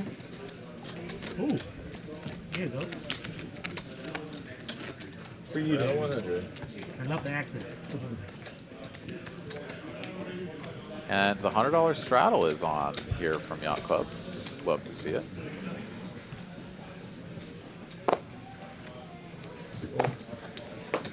Some nights it feels like the $100 straddle gets on early and just sticks around for the rest of the night, and then other times, depending on the dynamic, just kind of never really crops up, but always makes the game more exciting the fewer big blinds you have in front of you. A lot easier to get them all in. Yeah, yeah. This people, it hasn't gotten too out of line so far. Wolfgang finally gets a hand. Hopefully he doesn't fold this one. He folded the ace-jack suited earlier. I mean, if I was Wolfgang and, you know, I was more of like a high-profile player, like I would feel obligated to get in there and you know, make a statement and draw attention to myself. But he hasn't really played a lot of hands so far. Let's see what he does here. Yeah, I'd say a lot of that has been card distribution, but you're right. Did fold the ace-jack suited there. And wow, Patrick is going to stuff it all in here? Yeah, it's not call. Oh, wow. Yeah, this well, that's a wonderful spot for Wolfgang. What he's thinking about here. Yeah. I mean, yeah. Ace-king off, you're kind of like, mean, I guess I probably still have to put this in, but you don't love it. Ace King suited, I think, is mandatory. Still a lot of money, and does perhaps just want to know exactly how much he's risking. It is his entire stack, of course, 7,000. Doesn't actually have that much inventory to do, as most of his chips are in the 1K variety. So that's just a little bit pained by the size of this bet, because otherwise I'd say you're just kind of sticking this in and shrugging it off. Whether, you know, even if your opponent has aces or kings, you're just kind of like, yeah, well, you better not do it, Wolfgang. He won't, though.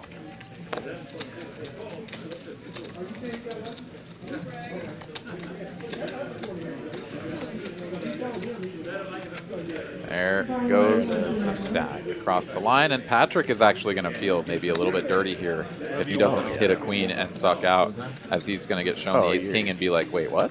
A couple of diamonds right there as well. Patrick needs a non-diamond queen.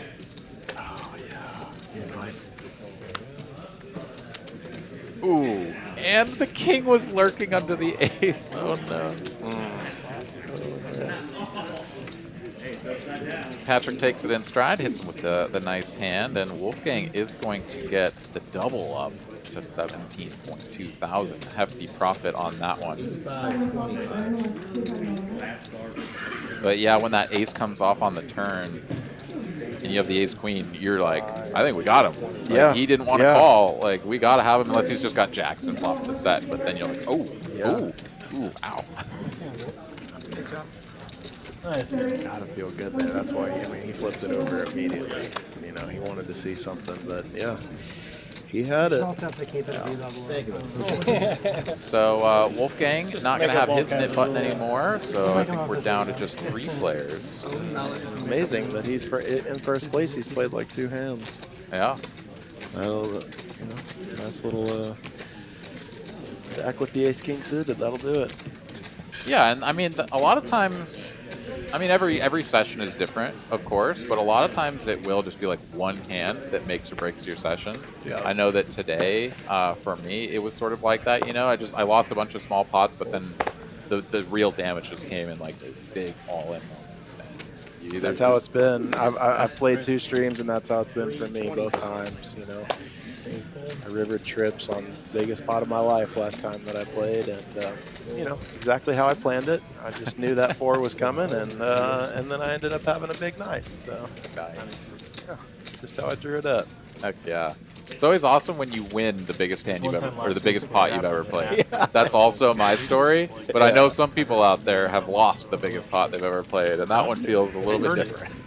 I specifically asked him to read out the hand before that scenario definitely went through my head. Another ace king suited. Like I was in there. Doug R here in the chat says we need a different color of knit button. I definitely do agree. It would be nice if it was like a yellow or a yellow would be good. Yeah. Maybe a green. Yeah, something to sort of give some contrast against the red. I definitely do agree with that. But these are custom made and still pretty snazzy, so certainly do enjoy having these in play.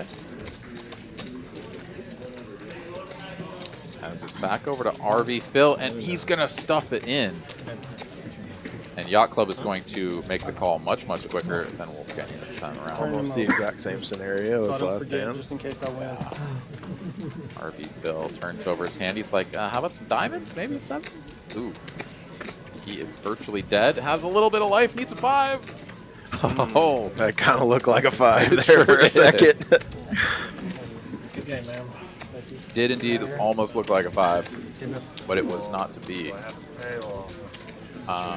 And with that, it looks like RV Phil is going to pack it into the night. You're out? Yeah. Couldn't get anything going, and Pay 2 last. yeah, just went for a big spot there with the ace-7 suited and ran into it. That was my biggest fear whenever I played this game. I was just like, I just don't want to just you were bust out early. That's all I did. I just want to avoid busting out early. Yeah. Just make it to the end. I'll cover for you, but you'll owe me like whatever happens. Yeah, and you know, because some of these live stream games, even if they're at the stakes that you would normally play, like let's say it was like a 2-5 stream like we do down in Austin, Sorry about that. Yeah, I'll text you the difference. it just tends to play bigger because it's on the live stream. So even if you play that game regularly, you know, you may find yourself in for what is effectively a couple of buy-ins worth of chips on just one entry, you know, or like your initial buy-in, and it can feel pretty intimidating. So, yeah, you do run the risk sometimes of not feeling properly rolled to buy in at the full amount. So, One each. Scared money don't make money on these streams for sure. But the good thing about TCH Live is that we do have a wide variety of buy-in price points. So if you're looking to play a more affordable game down in Austin and in Houston, we run 1-3-2-5 live stream games, so you can get in for $1,000 or $2,000. If you are feeling like playing with the big boys, you can of course sign up to get in this game, sit down with 10K or whatever floats your boat. The O'Connor wants to get you in there, Daily Double Up. Yeah, I might know that person.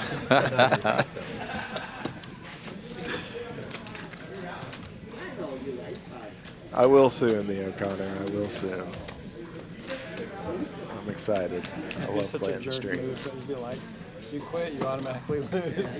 So that big hand you went, was that playing on like a Wednesday 5-5-10 or 5-10-10 or whatever they play? 5-5-10. I agree, it's still not like It was a bluff that just happened to river trips. We love to see just be it. such a fun like a needle. Yeah. As he would have called my river shove if I was planning on bluff shoving on the river, and I know after and he would have called me. So That's exactly we were fortunate. Incentive to get him back in the game. David's on my wavelength. All right, so let's see here. Did we get rid of all the nip buttons, or are there still 2 players in action here? I know, but RV Phil had one. Oh, I think actually, yeah, he probably sort of ended the game when he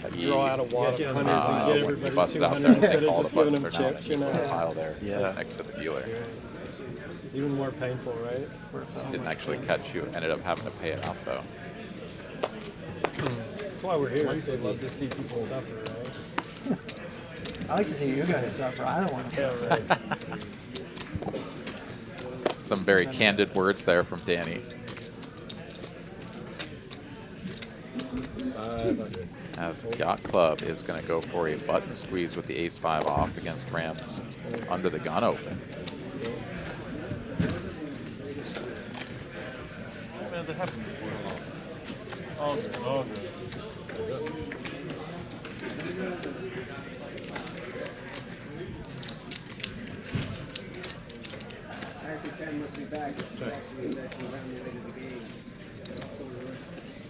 Oh, I see. Okay, all right. Just got word of how the Nick game ended there. Patrick and Phil decided to go ahead and split the payouts there, and so both Patrick and Phil then paid out everybody the 200.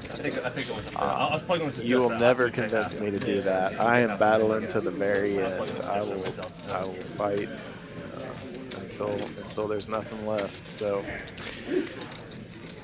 Yeah, it's just my attitude, you know. I like to go out on my shield. Yeah, no, I tend to agree, and while I think it's generally fair play to consider, you know, letting people chop them up like that, I do like to see it go down to an actual yeah, because I think that's the spirit of the game. You know, not to criticize anybody, but that's just the spirit of the game for me. Is that's what makes it interesting when there's 2 people left and they have to make a move. You know, so. Exactly. Ooh, runner wheel here for Yott Club. Had the best hand the whole way with the ace high, but now going to be in a position to try to get some value out of Ram. But Ram here actually with just the king high, he may consider going for a bluff. Possible. Looks for the small little block size here. And this is all he's going to lose, but Yott Club, of course, is going to come over the top here in a moment, and Ram's going to be like, well, that sucks. Yeah, Yeah, if I'm bluffing here, I'm probably going a little larger there. Yeah, I think Ram unblocking the hearts is maybe just hoping that his opponent is just going to lay down something that's just kind of bricked out. Definitely. And I'm sure that's what he was thinking. Yeah. Not really trying to get like a 9 to fold or something with a larger sizing. Really just kind of being like, right, fold all your ace high.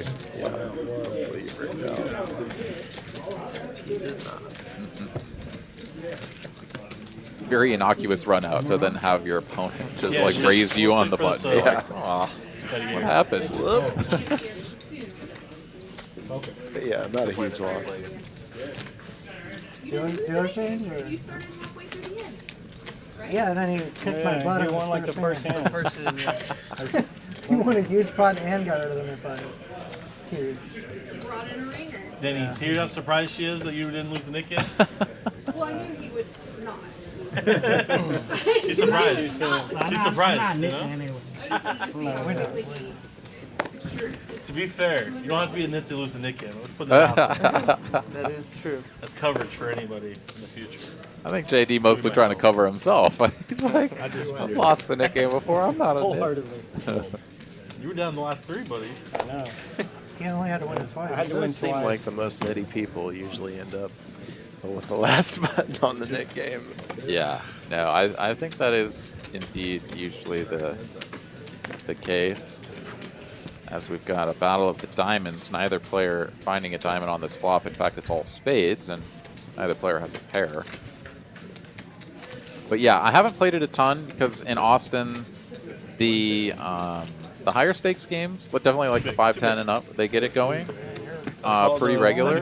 But it's kind of tough to get players to you know, to have everybody at the table want to play it at like 1-3 or 2-5. Yeah. And it's really just not the same if not everyone plays the game. Oh, I'm gonna get you know? Oh, yeah. Anytime you can triple up your bankroll at the table. That's actually surprising to me because there's just, right? I mean, there's just less to lose in a 1-2 game or something. You know, I mean, the stakes can get really big in the 2-5, even 2-5, especially at TCH Dallas, just can get huge. So I can understand somebody just they just really don't want things to get out of line, but you know, don't want to. I mean, what are you going to lose? $500. Just keep potting. If I'm not mistaken, it was high-low as well because we played around and around, and it was high-low. 5-card high-low. She makes top set, I think it was, and guess. then no low comes. Me some Jack 10 suited.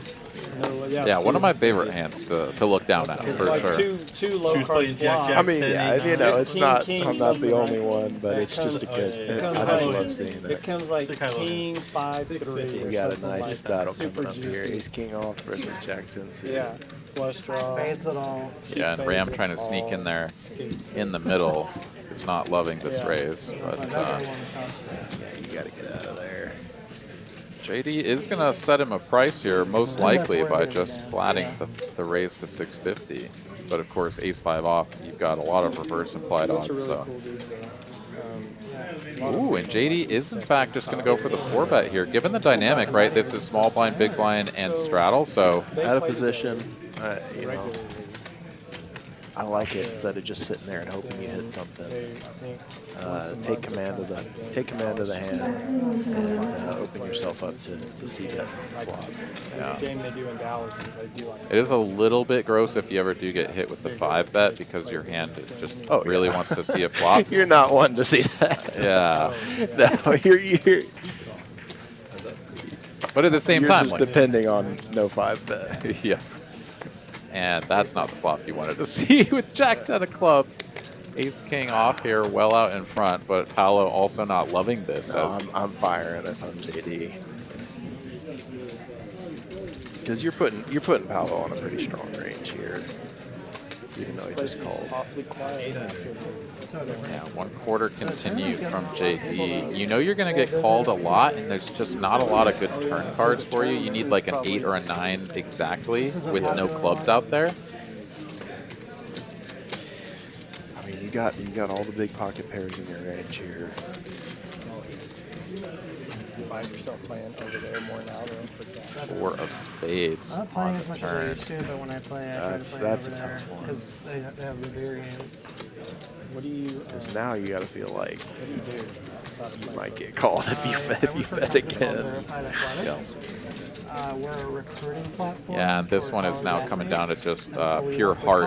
Does JD have it in him to bet probably like 32, 3,300 or something and just try to get this one through? But understandable that he slows down and checks it over.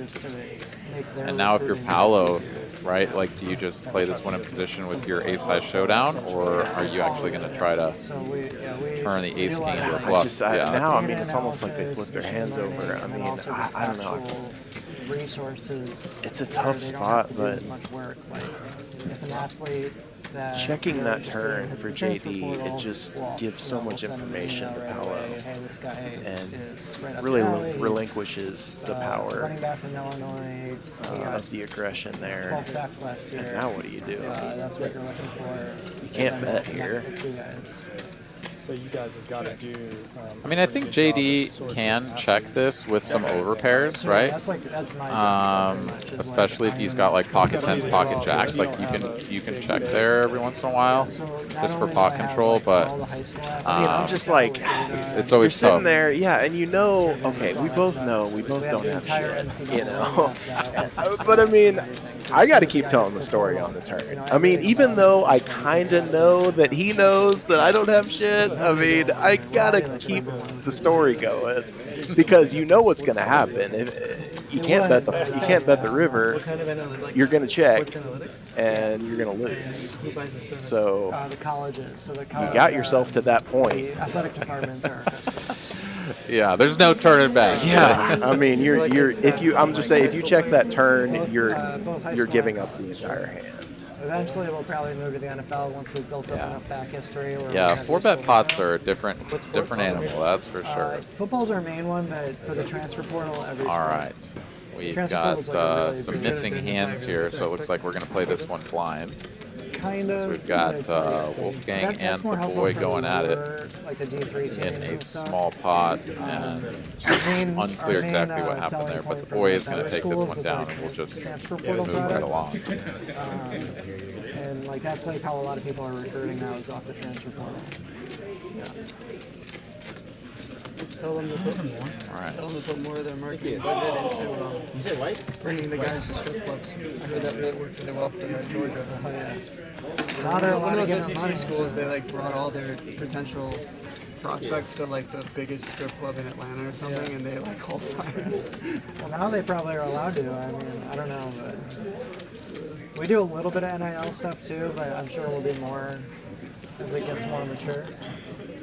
You should watch this movie called Moneyball. I know Moneyball, yeah. I know that.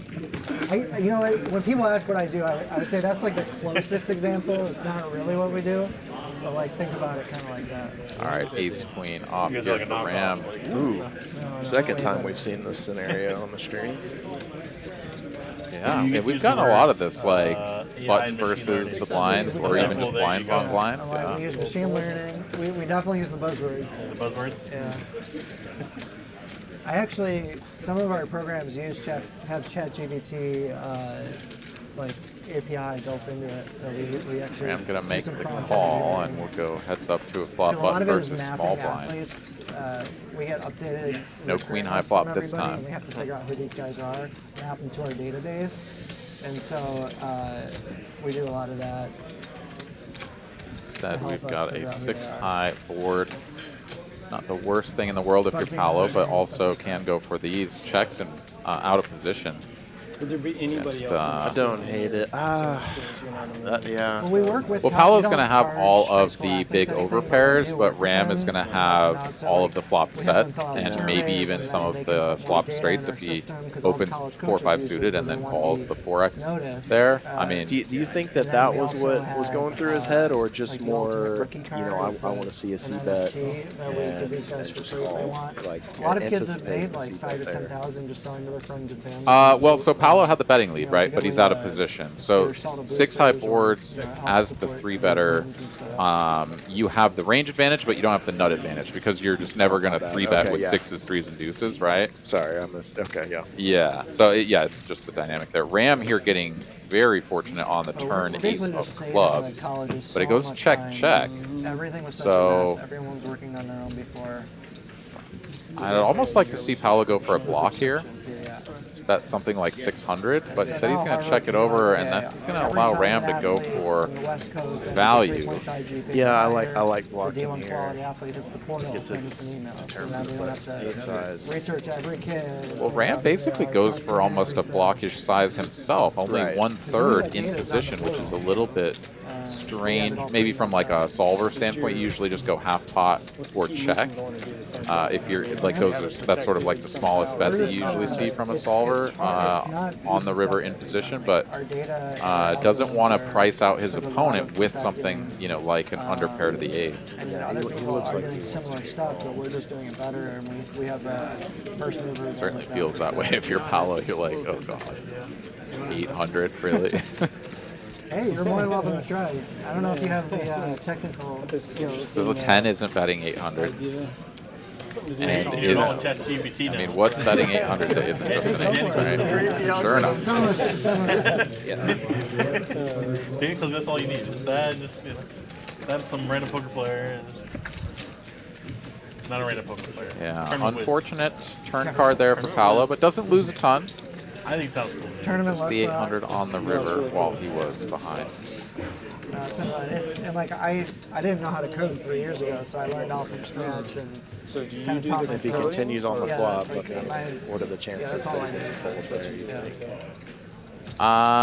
Well, let's say that he bets 1/3 to half pot, something like that. I think Ram's going to look him up a fair bit with the ace-queen, right? I mean, ace-queen is pretty decent on a 6-high flop, and then he's going to turn the ace. I mean, I think that Paolo is mostly just destined to lose that hand, and it's just a really gross turn, right? I mean, it's a 3-outer, and really at the end of the day, when you lose to 3-outers, you shouldn't be thinking about how could I have played the hand differently as much as like, if I didn't lose to a 3-outer, like, would I have played it to get the maximum against all the hands that I would have beat the vast majority of the time? And you know, that's really the correct way to think about it, in my opinion.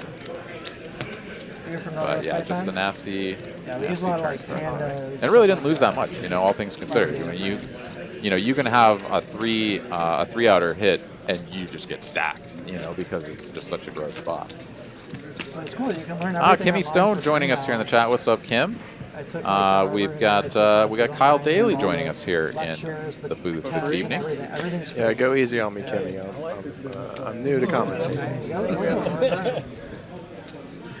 Well, I'm very much enjoying having you joining me here this evening, so thank you for hopping in here with me. Thank you, happy to be here. And it's, yeah, I'm enjoying it so far. I didn't really know what to expect, but I'm a little, I've kept myself a little more tame than I thought I would going into it, but yeah, having fun. Here we go, same hand.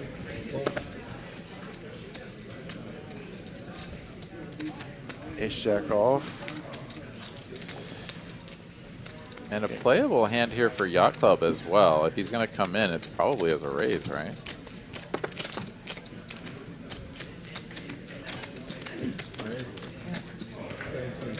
It shows violence today, huh? I like it. Picking on my new business partner. Love the little quip there from Danny. Now back over to Wolfgang. Appreciate the kind words, Kimmy. Seed money. Yeah, Wolfgang here not going to get tangled up in this one. Yacht Club will take this one down. I wish I could. He says, I wish I could. He's got king, queen off. He definitely could have.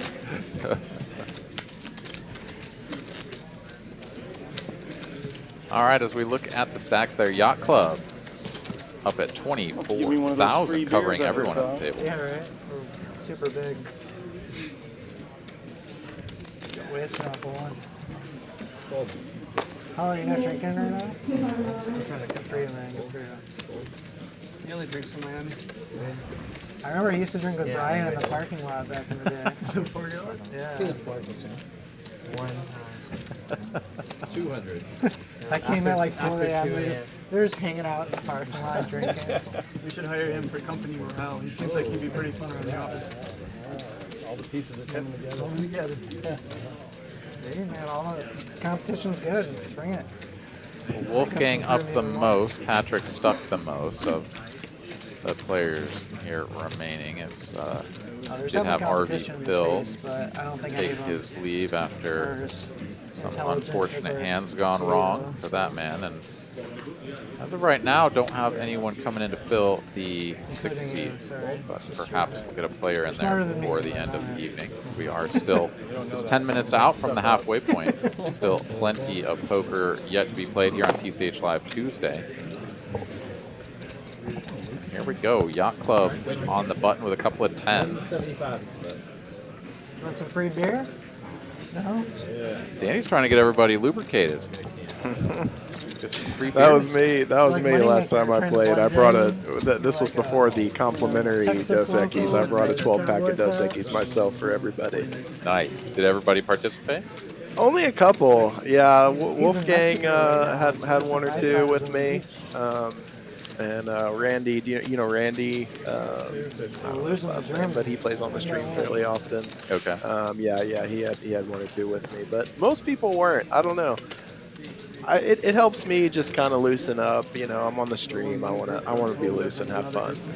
Yeah, right. Yeah, no, I absolutely subscribe to that as well. But you know, it depends on the cast of characters, because some people, when they go on the live stream, they're either like nervous and they're like, oh, I gotta like play my A game because I don't want to get bluffed or whatever, and so like drinking makes them feel like they'll, There's like 4 of them. you know, sort of perform poorly. I've definitely seen that down in Austin in some of the games that I've played, where people are like, nah, I'll hold off. But if you get the right cast of characters, man, everybody starts having a few drinks, and then everybody's having a good time. You start playing Nick Game and 7 Deuce and all that stuff. It's great fun. Well, like I was telling you before the stream, you know, during COVID, you know, when we were all quarantined and stuck at home, I was playing every single night online, and I just kind of got used to having a few drinks while I was playing. So it's nothing out of the ordinary for me. I don't think it makes me play any worse. I think it just kind of loosens me up and makes me a little more chatty at the table. Nice, nice. JD here getting a fortunate turn card with the ace of spades, improving to the best hand, and no 10 on the river. So Yacht Club going to finish with second best. Similar hand again. Ace on the turn versus a pocket pair. And JD here going to go for a 1/3 sizing, seeking the value from a hand like Yacht Club has, but with 2 overs out there now, and it's like, and most people these days just aren't continuing with bluffs on the river with front door clubs that have missed, right? Like there's just been a really strong, I would say, correction in terms of the way the field has played. I mean, especially at this level, right? People just are not going to bluff missed clubs on the river. It's just very, very unlikely to happen. Still see some of it maybe at like the 1-2 level where people will just kind of blast off with their bluffs. But what do you think? What's the thinking behind that? Why have people eased up on that? Well, so from a theory standpoint, you want your opponent to have all those missed clubs, and so when you have 2 clubs in your hand, for example, there. You interact with so many different hand combinations that you would want your opponent to have, where they're going to fold to your bluff. And so, I mean, the solver really doesn't do a lot of bluffing with front door missed flush draws either, right? I mean, it makes a lot of sense, but you know, you just really often don't see it anymore. Or what I should say is the opposite of that, of course. You very rarely see someone do it. And, I don't know. Maybe there's a little bit of room to get away with more bluffs because people don't give you all of those missed flush draw bluffs. I don't know. Could I get So we're getting a couple of beverages at least. Yeah, let's mix it up. I want to see someone get bold. demanding. But I want to see a big bluff. Okay, that's all right. No worries, thank you. And Mallory here in the chat is letting us all know that we do have another action player coming to join us in C6. And I've already had two. Perhaps once they take a seat, we'll get the Nick game back in action. Justice. I was actually, you know, you started the story. You know what I was hoping. You know what I was hoping. You know what I was hoping though. You know what I was hoping. I was like, please God. But I already knew that you won Master this fucking day, so I was like, I know it's not gonna happen. But you know what I was hoping. I was like, please have some bullshit. Get revenge for me. So the boy gonna limp from early position here. JD is gonna go for the squeeze out of the big blind. Ram, have you played a And place oh, yet? yeah, easy peasy gets it right through. You don't see a ton of the limp back raising at this stake level, but whenever someone limps up front in, you know, the 1-2, the 1-3, or the 2-5, makes me roll my eyes. Yep. And whenever I wake up with all of like ace jack off, and I'm like, I'm squeezing this all the time, but I just know this guy's gonna back jam. Like, it sucks. But you know you're making the correct fold when you lay it down, though. Yeah. They just always have it. It's an ounce French chicken. Sous vide? French chicken. Sous vide? Very good. I don't know if you've tried the in-house All right, brownies. another but those are pretty $50 good. call I'm here gonna try from to the stack pool. At the card house. Yeah, at the Got warehouse. the limpin' is pimpin' theory in action here. We're all going to play the knit game, which is basically the stand-up We'll bring game. Ram and Paolo checking out of the straddle position as well. So, wow, would you look at that flop too? I just got stacked. Flopping the joint for Ram. And appreciate all the support on the videos. If you guys are new, be sure to hit that subscribe. If you guys are new, be sure to hit the subscribe button. We're going to play a huge pot, $18,000 incoming. You guys are going to want to check that out. Just drop a like. If you have bad beats, you can. Wolfgang doing the audio for his upcoming video. Oh, so that's what that was. Okay. Talking through the, right, that big hand where he wins with the ace king suited, right?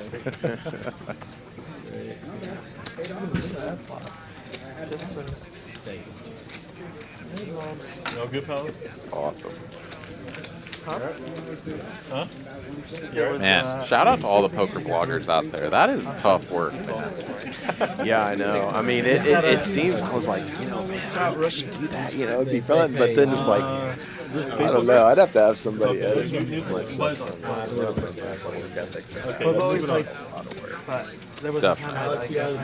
Yeah, a lot of work. And then even just like putting in the time and getting the footage for the hands. Like, I mean, you know, you sit down, you play a pretty long grindy session, 6 to 8 hours or something like that. Like, how many hands are you really getting in that are going to be interesting and that you can go through and really develop some content for? Yeah, I mean, maybe you get lucky and you have a couple of bangers, you know, and you just, cool, we're done. We've already got the content. But other times, you probably got to play a few sessions. Yeah, it's a lot of time commitment. You know, I'm sure that the payoff Next goal for me. Yeah, you definitely have to have work that way. Just one thing. I don't care what it is. So, yeah, just so, much you know, respect. You can't always be the button. Just be the silly one. Just like, you know, figure out how One that pair process, for Ram and Patrick. Patrick with the superior pair of queen. Pick something. And now trips. Submit to an auction, whatever. I don't know. Cards that like 5 1/4 in the middle. I would do both. Pick a coin. It's Patrick goes for the big chunky size. Cards that like more he is. like a quicker like actual profit. The coin Coins that just might like actually get a like, call in here. You flip cards like quick. and it has the upside that they do appreciate. Yeah, just a little bit large, right? I have it. Yeah. And getting into, you know, when you have such a strong hand as River Trips, it feels like maybe you got to go for the polarizing size. But is there really that much that can call you? Maybe just go for the smaller size and hope that you can, if it's an 8, and pay you off. But yeah, that was one of them. But yeah, he'd have to be get pretty bold there. Which one did he have? Coins too. Which one did he have, Dan? What kind of coin? It was like a older one, $3 coin. It was worth a lot of money apparently. so do you follow any poker bloggers or videos regularly? Yeah, I've been watching Wolfgang for a while, actually. I was really excited to play with him the first time. social Actually, security last year. both streams that I've done with TCH have been with Wolfgang, and yeah, I was really excited to play with them. I started following him from very early on, before his channel had gotten very big. So yeah, follow Wolfgang, follow all the all the usuals, all the big names. Any Babe Ruth stuff? But yeah, I've learned a lot from those guys. What year is just that hearing coin from their again? thought process. 1853. That one's pretty Cool.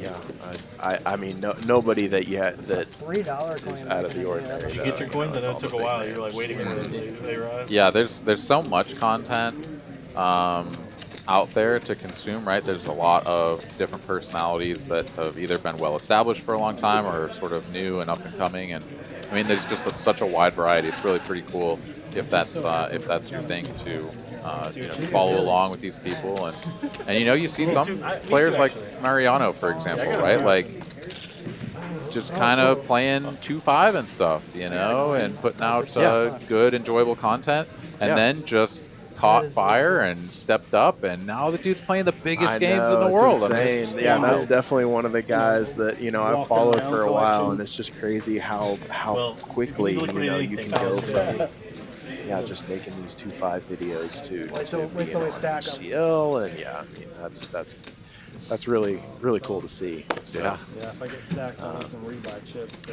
Yeah, I like Mariano. My favorite poker creator, he's not really a vlogger, but my favorite poker creator on YouTube is John. Just make an off circulation. Yes, absolutely. Yeah, he puts out such fantastic free content that walks players of all skill levels through like very, very fun hands, right? Like when he does his hand breakdowns, like super cool. So much to be learned from that guy, and just such a genuine human being too. Really love him. Totally. Yeah, he just comes off exactly like you said, just so genuine.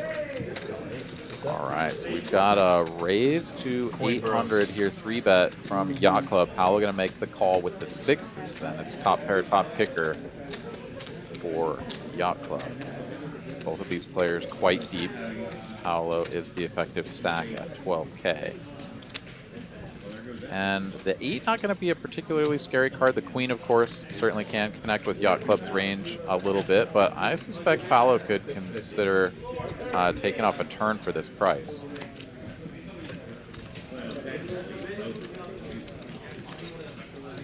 And indeed he will. Another 650 goes in the middle, so 3250 stack pot ratio right around 4. And one of the biggest bricks in the deck, the deuce of diamond peels off. Check.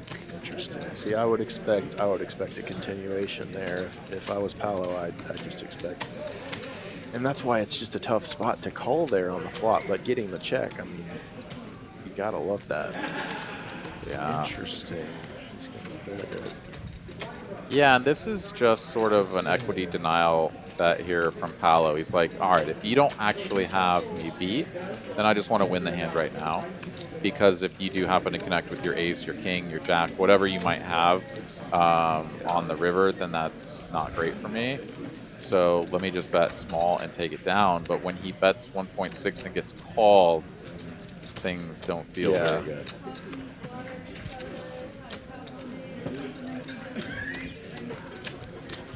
Yeah, that is an extra 1,600 there that Yott Club has gotten Paolo to put in the middle, but yeah, what was going to be sort of a bet check bet line has now turned into kind of an awkward spot for Yott Club to get additional value. So Paolo kind of set his price there on the turn, doesn't have to consider calling what might have been, 2,800 or something here on the river. But yeah, all things considered, well played by both players, I would say.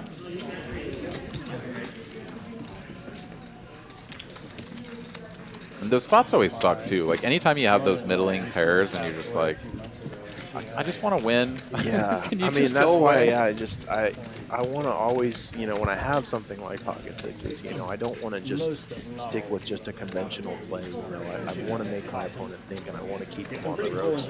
And either I'm like all the way out, or I am really put in a difficult spot. It's that's just how I prefer to play, because I don't want to just sit there and call 1,600 knowing I'm about to lose. Yeah. Package here in the chat wants us to repeat the name of the content creator we were talking about. Well, it was Jonathan Little that you had mentioned. And yeah, tons of free content out there. Runs pokercoaching.com. So yes. Jonathan Little, you can find him on YouTube, and you know, he's got pokercoaching.com. You can check that out as well. But Mariano was the other guy we were talking about, of course. He's got a vlog that you can find, package. So hop on YouTube and search for Mariano if that's who you were thinking of. There actually is a point of this. Just copy it on a real point. What's the point of them if they're just good? Yeah, shout out to Bart Hansen too. I love his content. Real TCH Live Poker. That's, you know, you're talking about handbrake now. So that's a lot of what he does. He has the call-in show. I looked at it, there's like 1 ounce. But yeah, you get to hear a lot of different perspectives and different people's thought processes. Yeah, no, that is that's a fun one to catch up on for sure. As we've got top pair, second kicker for the boy. Yacht Club working with a double gutty. Does not improve on the turn. You already been moving. The boy is lining up another value bet. He also did it with his illustrator card. I think it's worth like 7.25 to go. And he got this like diamond encrusted chain and case, and he wears it around. Like the whole card and everything's worth like 7. And yeah, these spots are always tough. You're in position, so if you hit your hand, you've got the implied odds of being able to build a pot, but you're not really getting the best price. 725, it's going to go into 27, basically 2,800. So you need something like 25% equity up front to sort of make this call worth it. But I think the implied equity of, you know, hitting your hand and being able to get paid is pretty substantial. So I think this is a very reasonable call here from Yacht Club. He tried to make a deal for his and bingo. card, but he's opening up boxes of those. There you go. This is 7 of spades though, so completing the front door flush, not going to be ideal for getting paid. 300 grand a pop. But when the boy checks it over, I think you go for, you know, like a half pot size, something like that. Yeah, strict value bet for sure. That's crazy. Yeah, because those one of the old Pokemon packs that were like $34, yeah, unopened is like 10K. I had like the base set box unopened for a while. Yeah, it's going to be a little bit on the larger side. It's 1,900 here from Yacht Club. And yeah, he's probably thinking, I'm up against top pair here correctly. Yeah, trying to maximize how much he gets paid, but it's also a little bit tricky to get called by one pair when that front door flush completes. Because my Charizard like the calls coming. I had a decent condition foil Charizard. Certainly lining it up is the boy. Not quite as much. I think it's like $500. Ooh, but he does get away from it, and that's missed value for Yacht Club. Resellers of the boxes and stuff. But you were right though. The fact that it was a 7 of spades, I think did hurt it. You know, I'm sure people if it was a different suit. Well, because you can kind of give yourself an advantage on them way more than most. So then if you could open it up. Yeah, also tough to find bluffs there, right? Like pretty much regardless of what the size is, even if Yacht Club does go for the more half pot size, or maybe even smaller, right? Like it's just really hard to find bluffs there. You kind of have to turn a pair into a bluff at that point. And a lot of players, even at this level, aren't doing it at a high enough frequency to be able to call that down properly. Or they don't even need to even repackage them. They'll just sell them as packs. But all the packs. I'm trying to work that into my game more. I feel like I can do it, but I want to make sure that, you know, those bluffs are in there. I mean, but the problem is that people just love to call me. I mean, just in general. So it's tough. Yeah. Well, if you start bluffing with pairs, sometimes you'll get called by worse hands, and you'll be like, "Oh, gotcha." Yeah, no doubt. I've been called by horrific hands that beat me, and that's always tough to see. All right, we've got 4 players to this flop, 10 high, so both the boy and Danny working with top pair.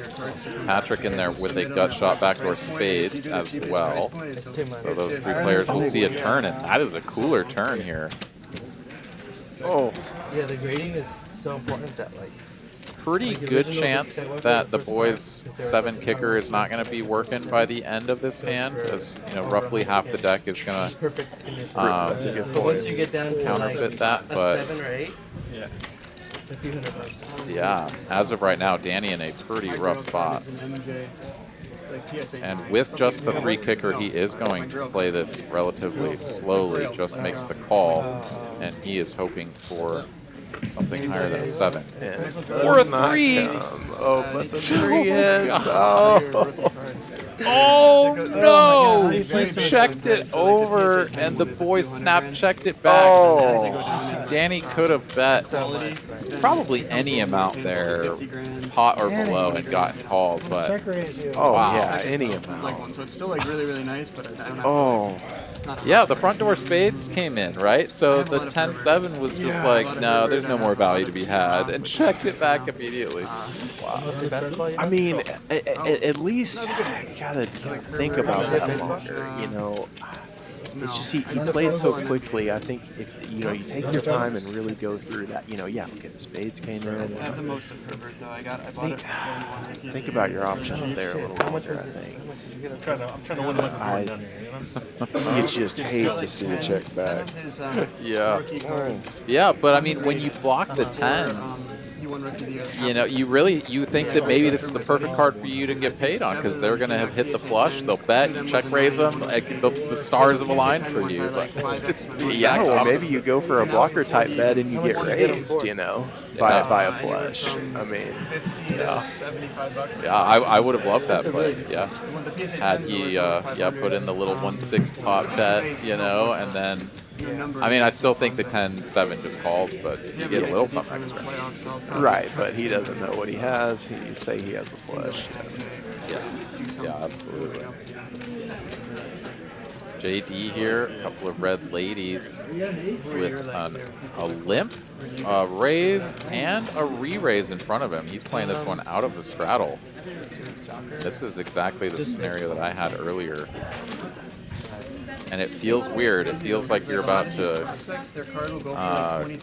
hold 5 bet. I guess it's really just a 4 bet because the boy limped. So it's an open a 3 bet now that this is the cold 4 from JD. And easy folds all around. So a nice little pot there for JD.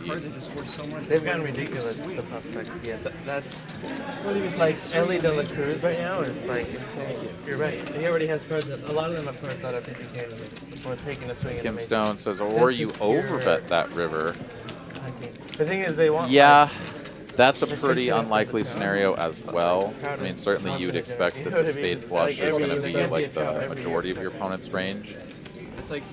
But you could still get the overbet paid. You're absolutely right. You get snapped by the smaller full houses, by all the flushes, and you really only price out like a 9 or something like that wasn't going to bet anyway. So that's certainly a valid play as well. I've never taken a swing over 50K, but then you have someone who's proven like a 300 hitter, like Altuve or someone, and there's no respect. I mean, it's just like, what do you value more? Maybe because Altuve will never be Trout, I guess, and they think this guy could be Trout. That's what it is. I mean, it's not right. Here's an interesting situation for Wolf. Oh, wow, we got ace-queen in there, too.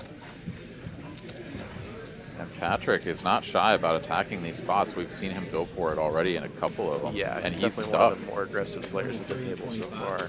Yeah. And stuck, correct. And Wolfgang, who is up big but has played a couple of spots fairly snug. Yeah, surely Wolfgang knows that Patrick's been getting pretty aggressive so far. I mean, I kind of like him just getting... Yeah, I don't like that. I mean...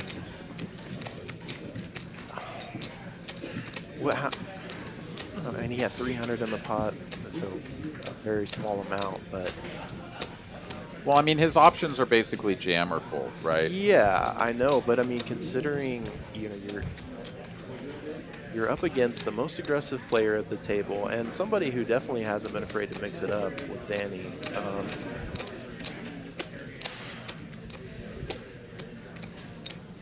I don't know. I don't see myself laying down pocket jacks there. Yeah. Yeah, I think it's close, right? I mean, it's certainly at the bottom end of what you're going to feel comfortable of jamming. Danny puts the rip in with the ace-10 suited, and Patrick lays down the ace-queen. So this, you know, had Wolfgang jammed, he would have done it, you know, and Danny able to execute that one. And well played there, too, with the ace-10 suited to go for it all. Yeah. You know, a lot of times just the aggressor ends up winning. I don't know. I feel pretty good with pocket jacks there. Seemed like you wanted to. Yeah. That's a good hand. I mean, in a certain lineup, I'm folding jacks there and feeling pretty good about it. This is a very different game. You're not up against OMCs there. Yep. But everybody's going to play in their own style as well, and we of course have the benefit of seeing the cards. If he lays down the jacks and gets away from a cooler where someone's got aces or kings, of course he looks like he's you know, sort of made a really good fold. So, you know, the best we can do is chime in our 2 cents and just also enjoy watching everybody play this game the way they like to play it. So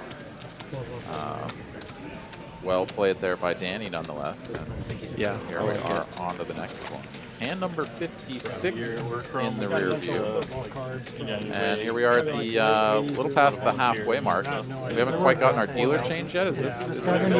Yeah, dealer change incoming and time for PLO flip. I got 250 on your bomb pot. New dealer's arrived. Thank you very much. I even had like late 80s MJ card. You know, people always, people donate things or events or whatever. You know, like, sometimes it'll be like, you know, lunches or dinners with SUPs or whatever. You know. Sometimes people like, you know, they're old like stuff. All right, so $250 flip here. Halfway mark. And one of the ones I was submitted, I was just like looking through like most expensive stuff.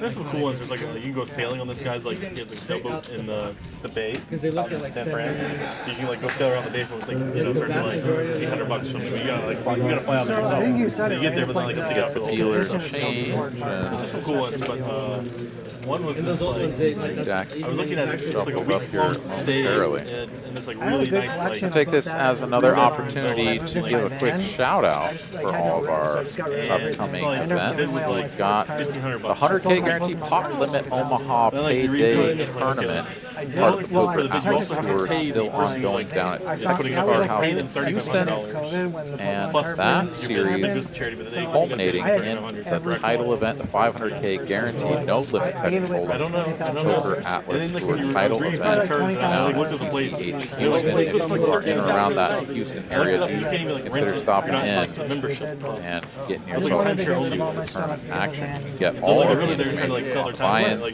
day one flights, and all that on Poker Atlas. Also, a quick shout out here at TCH Dallas. We have the Jackpot Bounty Tournament tomorrow night, Wednesday night, with the current progressive jackpot up at $5,580. Come on down, hang out with us, and try to pick up that massive progressive bounty. The place looks nice. I'm just like, oh, this headache sounds so much. Probably 500. All right, here we go. I have no idea. I'm just Yellow flip. Got a couple of clubs out there. Ooh, there it is. There's the flush. 10-8 of clubs. Does anybody have superior clubs? It doesn't look like it. So Ram, his cards exposed. Just gonna go ahead and make the flush and take it down easy peasy. Oh, that's a weak ass hand. That's a weak ass hand. Yeah, the 10 high flush not usually gonna win on a paired board like that, but taking the jack out there, tough for anybody else to have a better No, board. I was like trying to research before. It's also hard. It was hard. So Ram's gonna take that one down and add nearly 2,000 extra chips into his stack. I see like an auction where it's selling for like 25,000. Of the players remaining, Paolo and Patrick are our stuck players. Patrick down 5 figures, so a tough night for that man. And none of them were great. It has not slowed him down. He is specifically still going for squeezes and the raises. I wasn't playing the bet on anyone through, but then I was just like, you know, like the really expensive shit. Maybe I could like, you know, I don't mind splashing or something. Or like some cool. So, the expensive ones are usually people's like put their vacation. Exactly. I was like, oh my god, I'm rich. There's other ones like somebody's like Airbnb. All right, quarter 50 with the 100 on. Apparently, Yeah, like but you 88 is the gotta pay for that, but you first. still gotta pay them like their Like $600 88 cleaning below fee or or where the whatever, NJ started becoming That's valuable. reasonable, but then the other guy got 3,500 Must have been like a mass 250 print. is the open The whole here week, for the whole Danny. week. JD with a suited 100 bucks a connector bid, on the so. button. But I mean, you're definitely paying his like timeshare fee or whatever. You know, Mass print. Play this as a flat call. I don't know. Same concept. It's like, what are you Yeah, supposed you to be can't donating? buy a gallon milk for less Away than with a 10 suited bucks. connector as well from the $100 straddle. He'll Donating to lead. value. You still gotta pay the base. And 3 players to a flop. Yeah, you don't want to donate the cleaning fee. Okay. Like you're still donating. A little bit of something for everybody. JD up and down with backdoor clubs. Checks to him and he'll put out a probe, 3 The reason we need to look at such a large sample size is because a lot of people were buying and selling the cards between themselves at really high prices. Boy so will when make you the look call. at recently sold, it's like, oh wow, that card sold for 75 grand. Back over to But it Danny. really A didn't little sell. bit of It's an like me awkward and a buddy spot with buying 2 it red for 75 10s. grand. And it Could shows just be online way, that way, card way sold for behind. that much. And So you if need you to look are at, like, ahead, a large sample size. got 2 Otherwise, when opponents you can showing inflate the interest card in the up right, pot, so it's price of just the a card, little go to bit a strange, trade but show he does and make sell the it call. to someone that just quickly looks it up. It's like, oh look, it sold last week for Is 75 currently K. still best. And it's worth 20.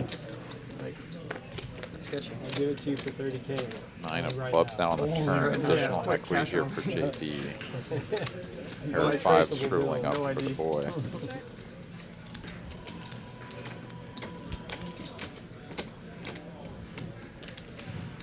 JD here, of course, going to continue betting with his flop sets, his 2 pairs, like 4-5, and of course, hand like King Jack, Ace Jack. Going to go ahead and continue betting for value. So he'll make it 1.5K to go, nearly full pot bet. And Danny here is finally going to release the best hand, the pair of 10s, going in the muck. JD going to take that one down.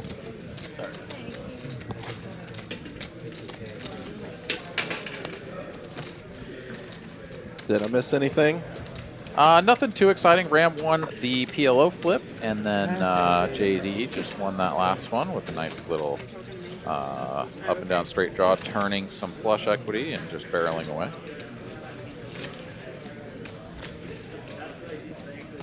My kind of play. JD quite good at those. You get tired of saying that. Nice hand, JD. Or you have to say it Just like like the 3 old times days. tonight. Just like the old days.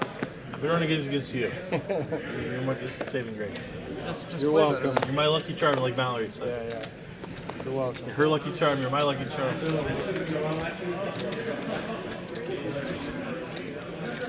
You bring good tequila. You bring collectible coins. I don't know what's going Got it on. all but- covered. Yeah, you gotta get everybody in table covered. I'll try to bring my Pokemon cards next time. Oh, he's got some probably in his other pocket. All right, Paolo going for the big squeeze here with King Jack off. Ram on the button with 8s. Don't see him going anywhere. So he'll make the None of the call. alternates want a piece of this? What's going on? What? Oh, the alternate. And yeah, with the $100 straddle out there, these pots get blown up real quick.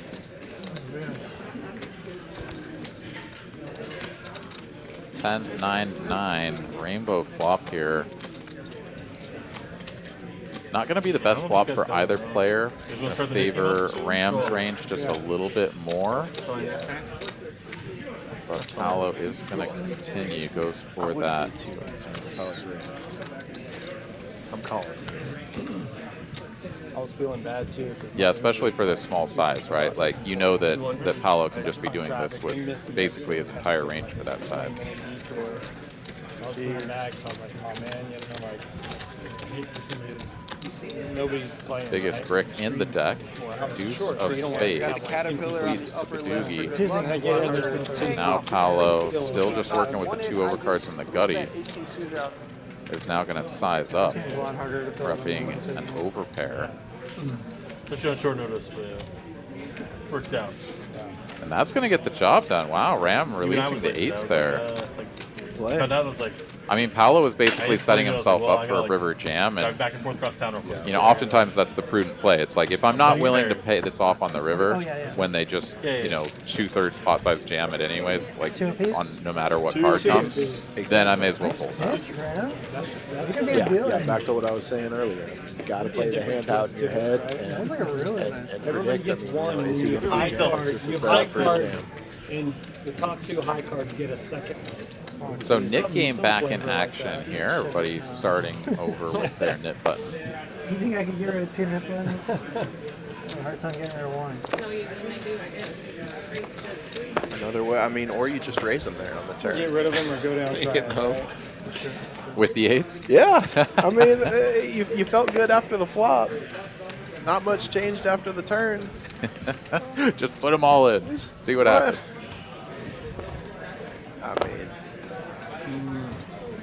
I mean, it's fair play.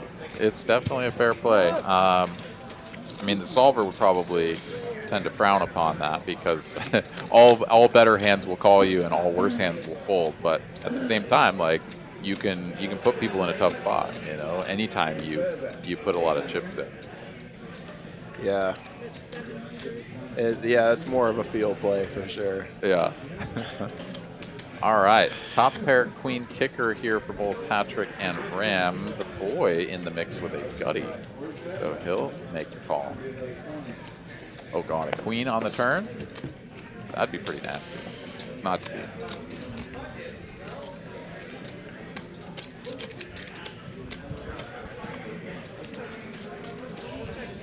Ooh, quick checks all around. Free river card, it's another 9. Patrick and Ram going to chop this one up if they get to showdown.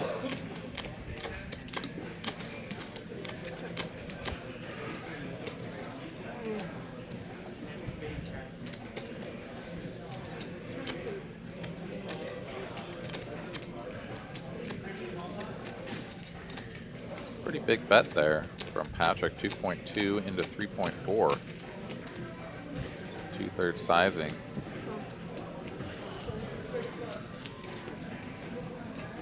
And no slow roll of the chop. Ram instantly turns his hand over and they'll hack this one up. What are your thoughts about slow rolling a chop? Do you ever mix that one in just to mess I'm around? not a big slow roller unless I really just like something. Or I do it sometimes. If it's like if I just sat down at the table and I'm trying to establish,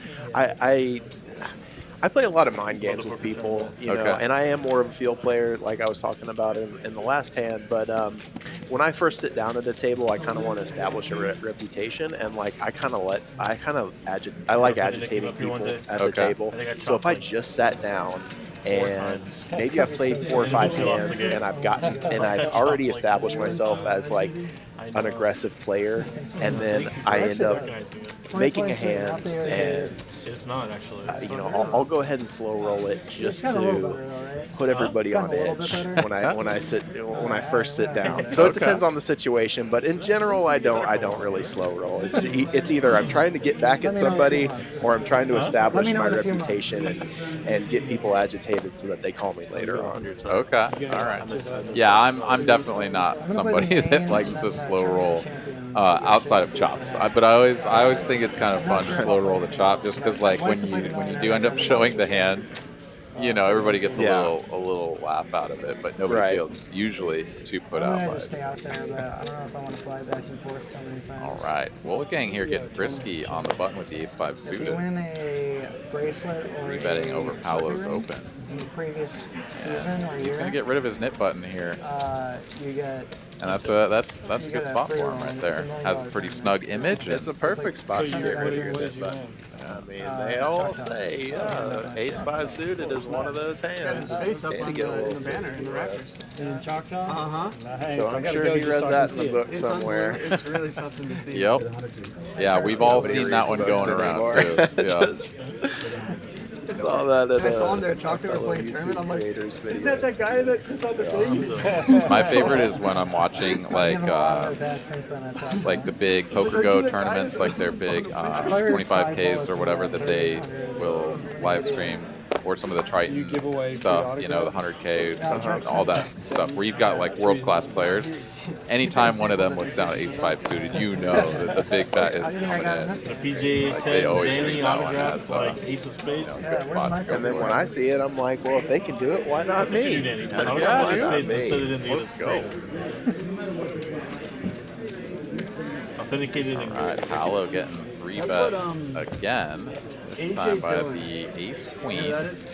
He's the might be the starting running back now. And it always sucks when you go like into a cadence of just like every time you open you get 3-bet. You're like, come on, guys, leave me alone.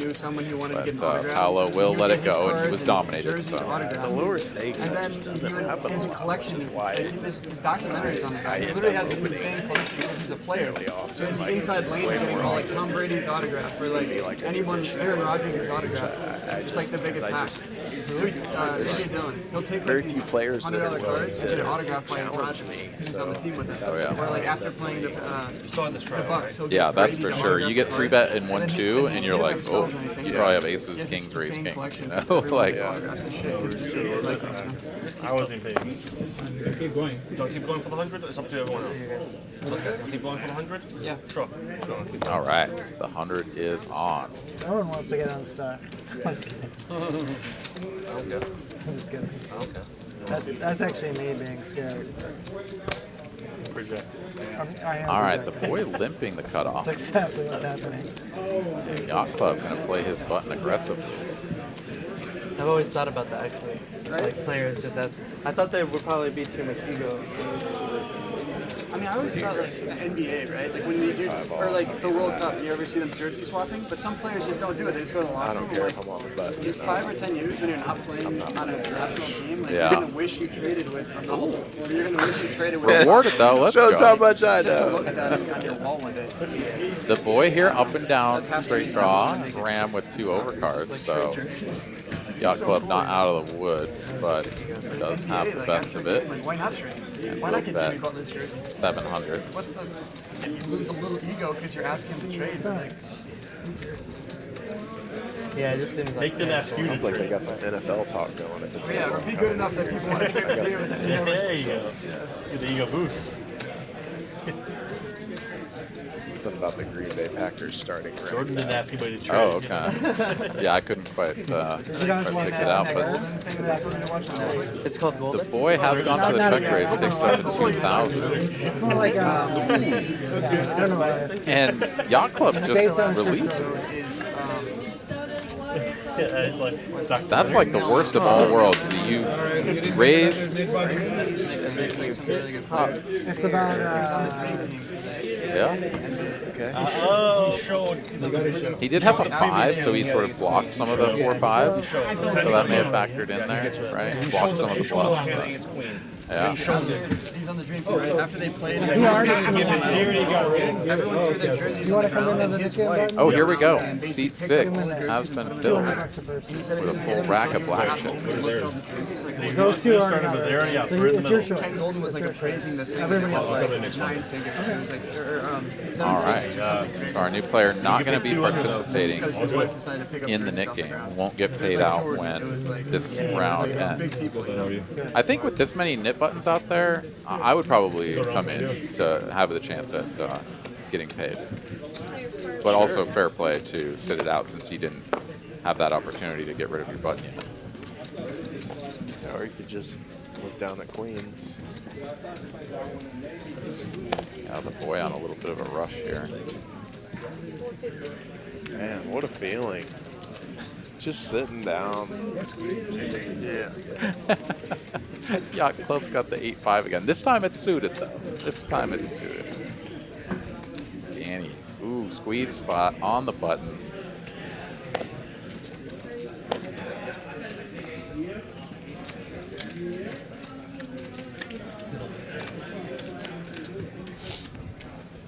Makes it 1.6 to go.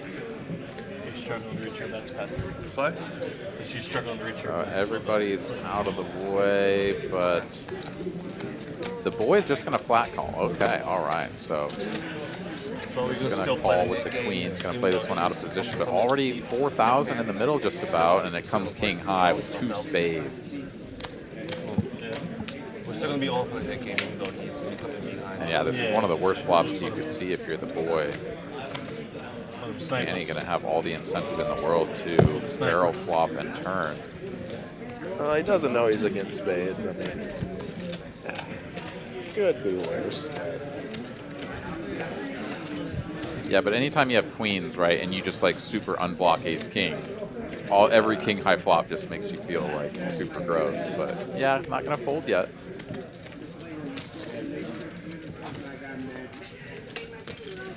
And even more outs now for Danny as he picks up a wheel draw. Like a stand-up game, right? Yeah. Has to trade everyone 200? Yeah.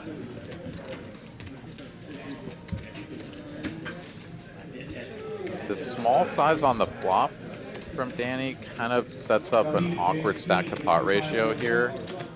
It's not quite 1.5, but yeah, it's just kind of awkward. A little bit strange to go all in here, and then also kind of odd to bet small enough to leave a more reasonable or a more normal like river jam spot. So there's one of those things where you kind of don't really worry about your jam size and just what size makes sense now, and we'll worry about the river and how many chips are left later. It's sort of regardless of your holdings in your range. I mean, or do you just bet tiny there to set up a more normal river jam? Yeah, I bet 2,800, which was like half pot, and so then the river, I think he would have had somewhere around half pot. So yeah, he kind of went for the half-half. Is that true? I think he would have had maybe a little bit under half pot had the boy called. But yeah, I mean, I think it was pretty reasonable. No. He gets it through as well. The queens go in the muck. He wins the pot and gets rid of his nit button. So He was left pal. You see that one? Danny boy. well played there by Danny. Nothing. Looking at the B pips there, 2 players up over 40%. Draw, overcard, flush draw. Pretty active table here tonight.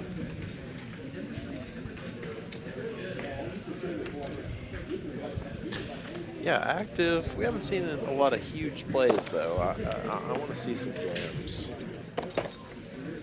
That's true. Yeah, we had the ace king versus ace queen, all in for stacks. Then RV Phil got stacked ace 7 versus ace king, and those were really our only 2 all in pots, right? I think. Yeah, it hasn't been many.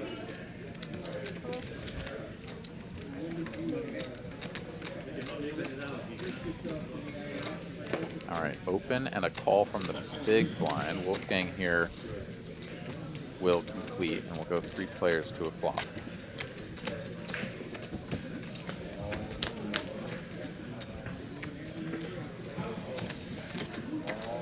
Jack high, Patrick flops best, and nothing much there for Ram or Wolfgang. Salute.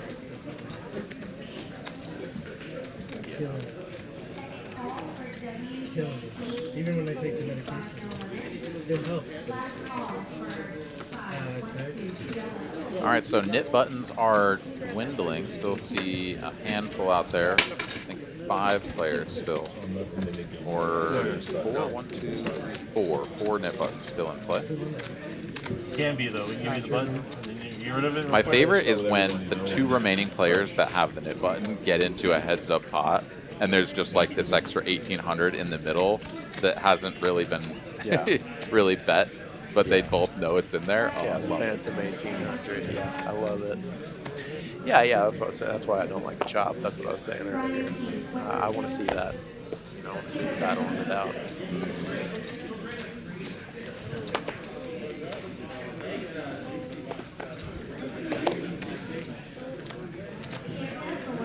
King 4 off on the button.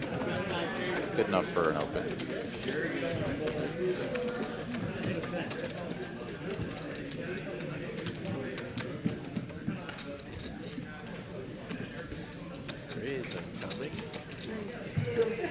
Yeah, good squeeze spot here for Wolfgang.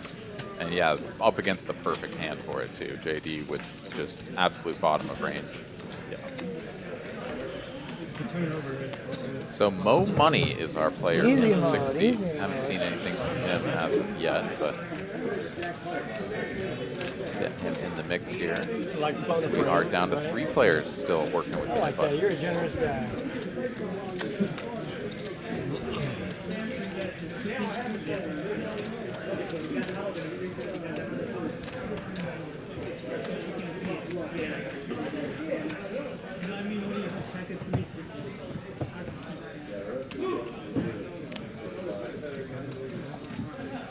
All right, $100 straddle is on.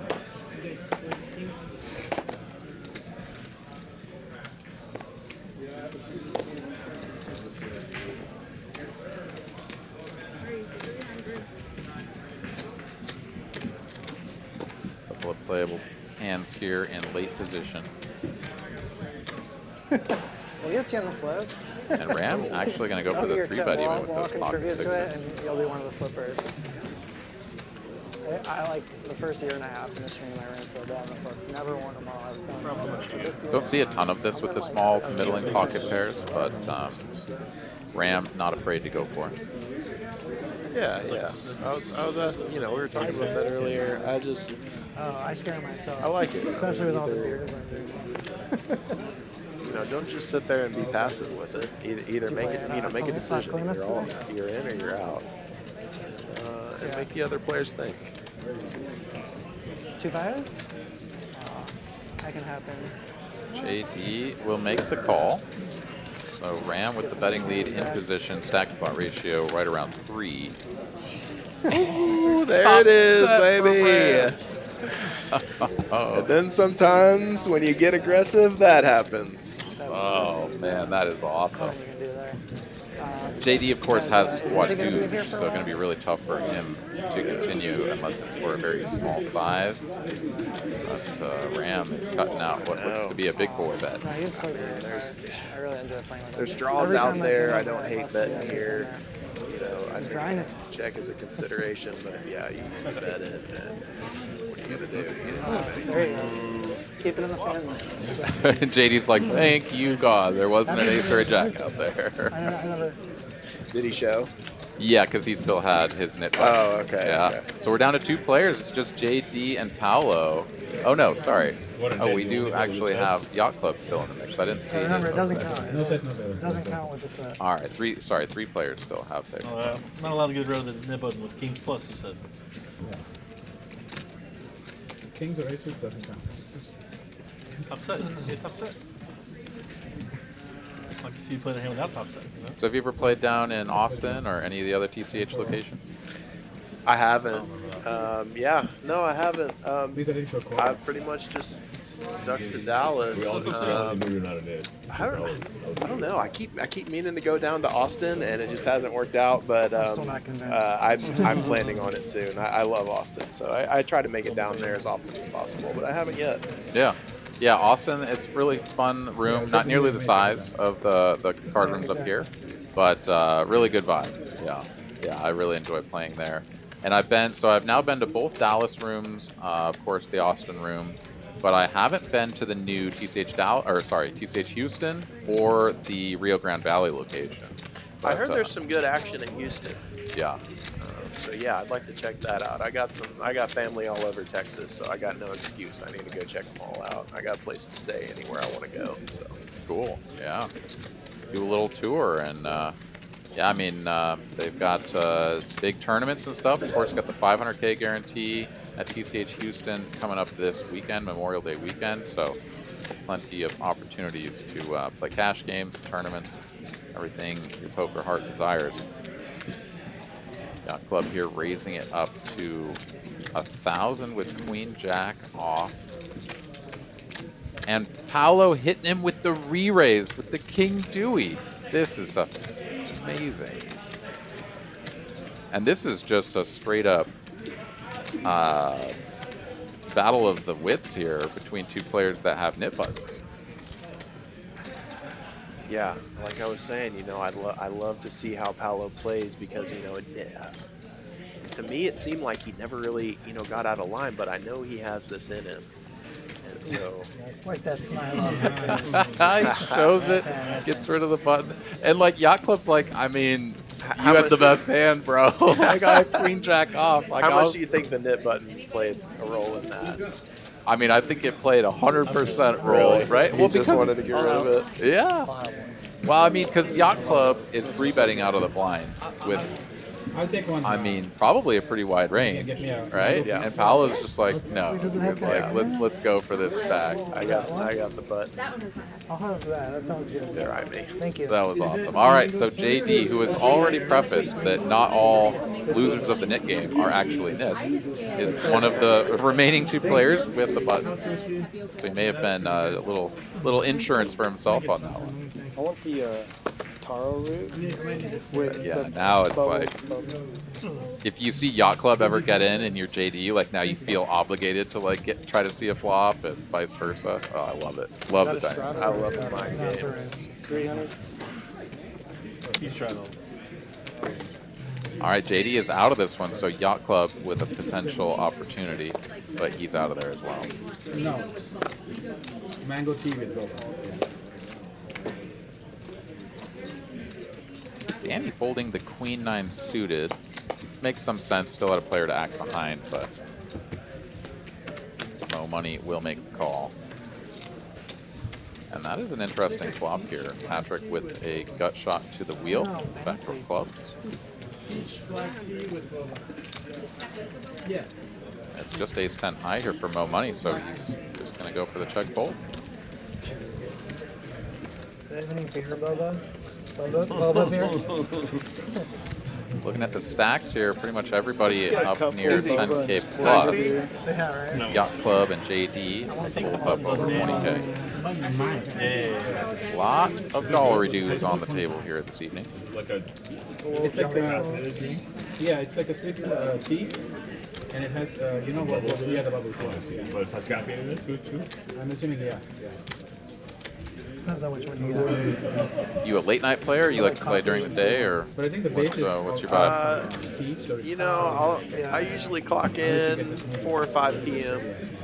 You know, I just think that that's where the most action is. So I try to hit the peak hours here at TCH, which is evening. But I you know, lately I've been trying to get out of here before it gets too late. Yeah, absolutely. Yeah, I'm a night owl, but I don't like to play those marathon sessions that, you know, you start at 5 and then just play until like 4 in the morning or something. That's a little bit much for me. But yeah, the late afternoon to early to mid evening, something like that. That's sort of my jam. Right. Yeah. Same here. Although one thing I've noticed, so we don't usually sort of pack the house in Austin to the point where you're like on a wait list. But man, I'll tell you, the games up here sometimes, if you're not in there by 7 o'clock or something, you're gonna be on a wait list. You know, like at the Las Colinas location last night when I was playing. Yeah, there were 15, 20 names on the 2-5 list. You know, people trying to get a spot. Yeah, I definitely never forget to log in on Poker Atlas before I get here. I don't like waiting. All right, JD in the $100 straddle Yacht Club on the button. I don't think so. I think he played a stream on it. You were Set up Yeah, I for think some we action played here, that one perhaps. time, but yeah. He went back. I don't think I if they did it one more time, I was wondering if he haven't played. I played with him like twice recently, a couple weeks ago. We were there one of those times, yes. I don't know if it was like later that week or before. I can't remember actually. So maybe I did. I thought it was the other way. I thought you played the second time. Jacks.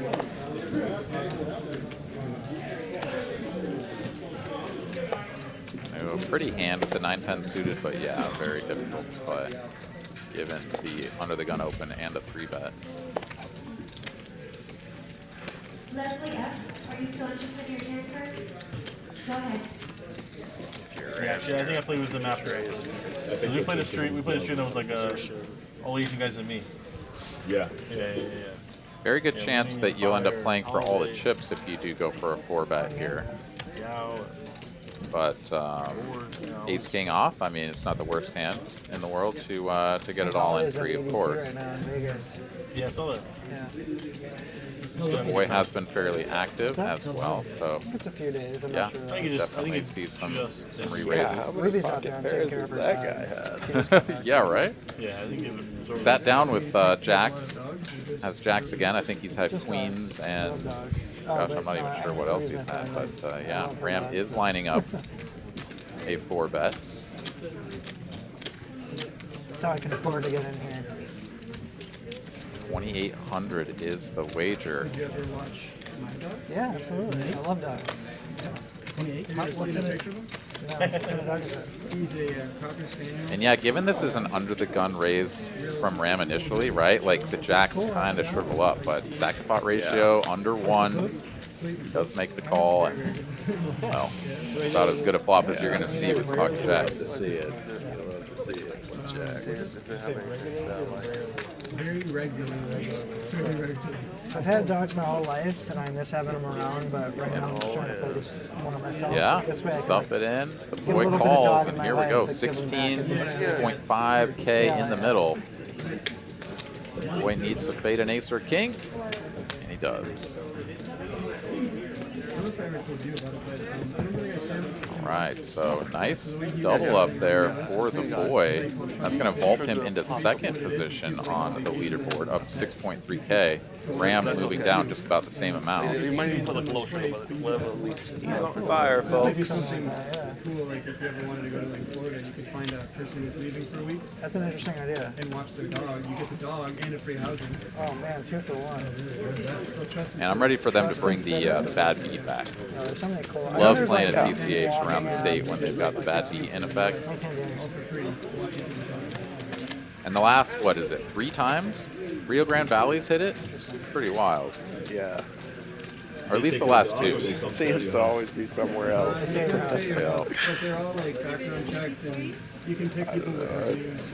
So Obviously, you hope for the best, but I don't spend too much time thinking about, oh, what if I hit the bad beat? Yeah? I don't know. Oh, I love it. Like, and there's always just such a vibe in the air when it gets down to aces full of kings or better beat, you know? Right. That really big jump in the probability, basically, that you could be a part of it. Man, it's just, I love the energy. It makes it really fun. And especially like when you get a big hand and you're like, come on, somebody have it and let's get there, you know? I love hearing the stories about people that muck the bad beat hand. Yup. It happens. Oh, yeah. Oh, some people consider it. Yeah, we actually, so this is a 100% true story. So at TCH Austin, one of the dealers and floor staff was involved in a hand, and he ended up losing. It was something like quad 5s to quad 8s, but the qualifying hand to get beat was quad 6s that day. He missed it by 1 day. So not only did he get stacked, but it was a bad beat tomorrow, and he didn't get paid out. Like, oh my god, so nasty. Yeah, that's what would happen to me.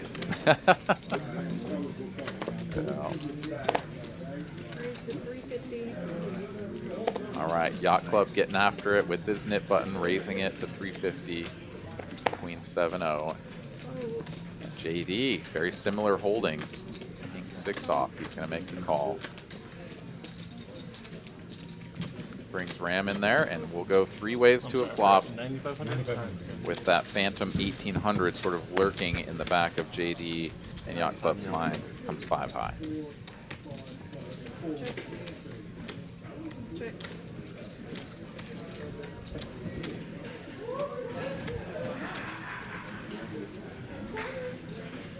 Yeah, and all things considered, this, you know, if you don't just hit your hand, this is kind of the board that you would want to see, because it's like, how can anybody have anything here, you know?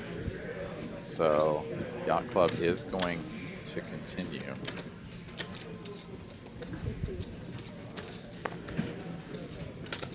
Not enough good JD.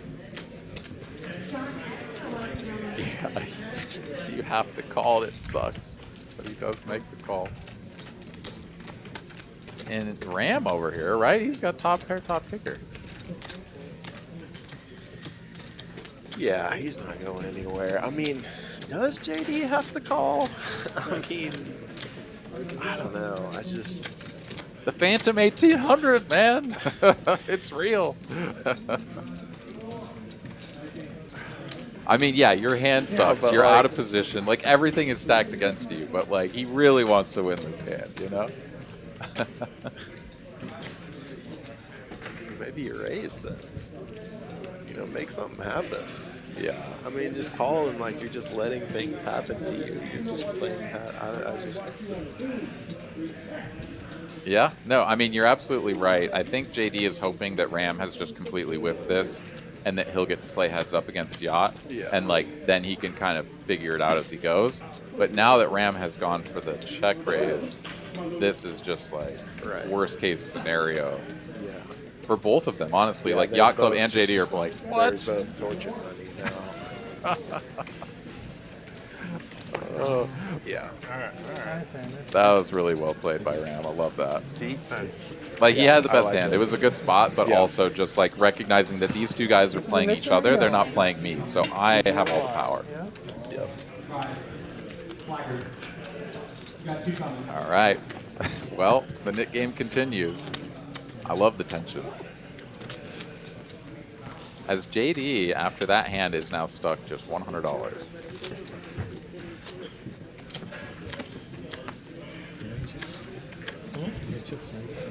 I don't think so. Actually, maybe. Yep, we've got the 100 on. I got 2K if you need. I think it's just 10. I think it was just 10 loaded. Yeah, Paolo does have the straddle on. I think it's mandatory now at this point. Just have one on YouTube.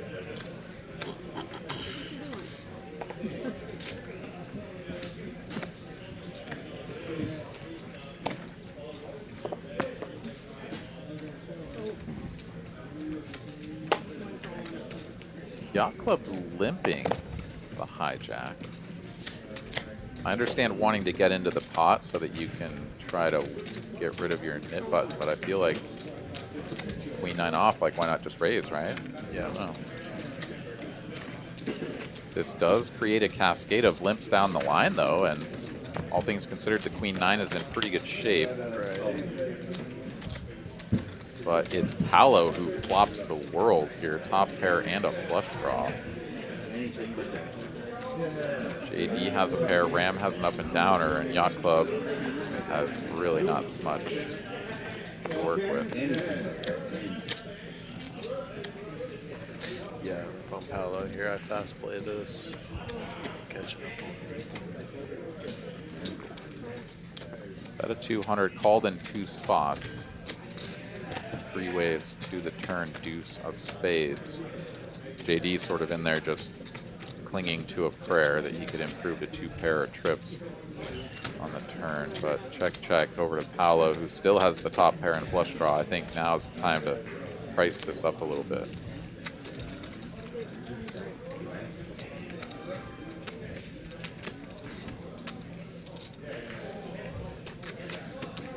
You played really big over at like either Austin or Hustler. Was it hard to make like correct decisions when the 3 bets were to like 2,000 or whatever? Yeah. The biggest game that I played was, I think the lodge one. Yeah. What was it? 100? $200 shadows or $100 shadows? Yeah, it was like basically 100 to basically 100 to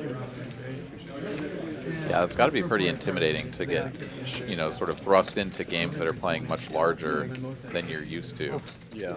But, you know, you're a streamer and or a vlogger, and, you know, you're trying to make that content and everything, so you got to go in there and mix it up. Finish them off last minute to Ethan, but he didn't respond fast enough. Yeah, What a dream, too, you know, like, we get to play this game for a living. Hell yeah.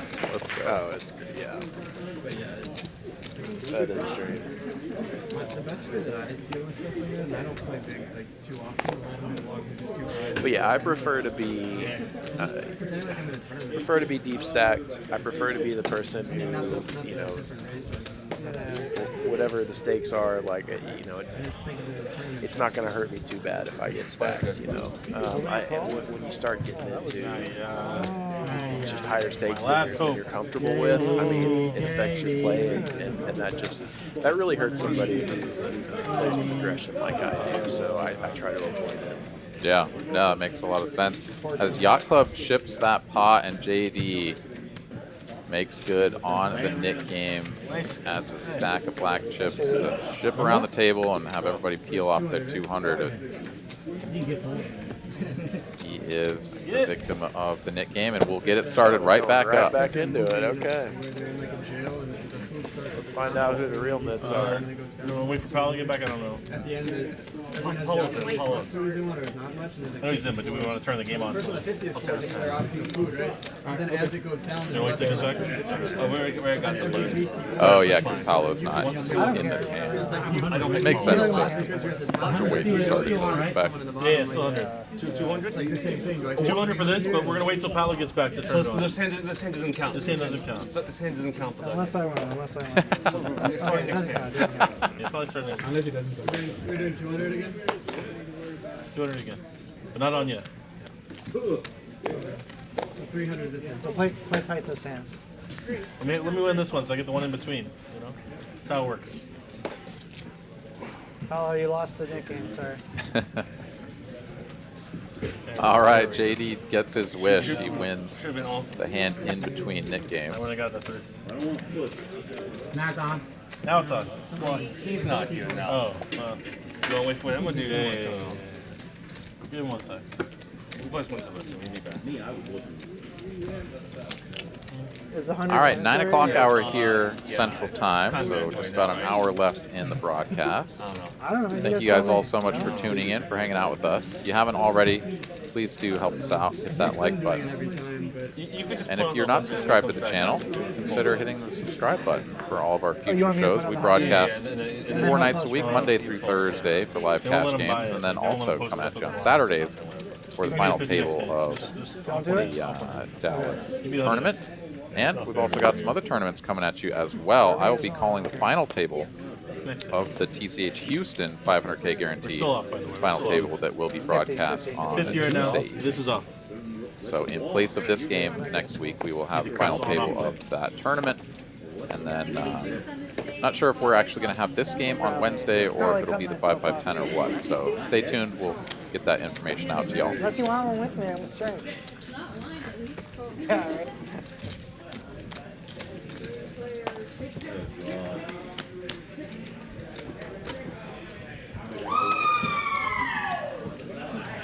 Somebody won a couple $100. I wonder what that was. I always love it when those players get like so amped up they just like ship a bomb pot in like 1-2 or something. Yeah, do a lap around the table. I don't sell either, so I want to be comfortable playing. It's hard for me to make All right, so a little bit of something here for everybody as we go 3 ways to a turn. Add some additional equity here for the boy who just has the best hand as well.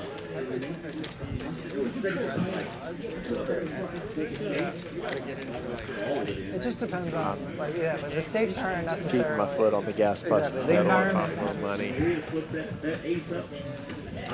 Yeah, he thought about it for sure, but he does just settle on the check. Get in here, big boy. Gosh, if you ram, your hand is super dusty. I mean, you could just go for it, but he checks it back.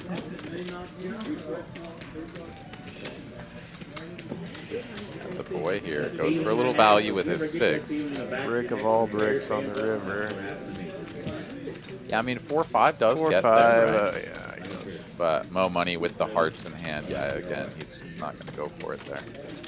Might be the spot, right? The 4 of hearts is kind of the key card for this hand, right? The 4-5 of hearts.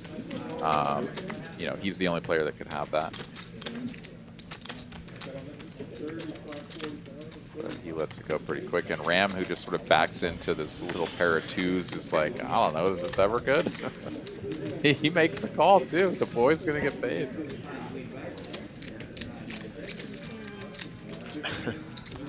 Next hand. No, you just have to take the Oh, no, the boy is trying to get rid of the button. That'll pay for it if you lose. Yacht Club wasn't there for his hand, so we will be starting up in the game as of this hand. We're on. It was his fault. He didn't start it because he wasn't here. Yeah, well, you didn't straddle, so perfect. We missed your hand too, so. Did you? Was there 2 hands? Yeah. Oh, okay. He came back around and we looked at your ground. We're like, oh, So Wolfgang's still up the most, up 900, or sorry, 9,000. It's all good. It's all good. We forgive you. A couple of players up decent chunk, but nobody up over 5 figures.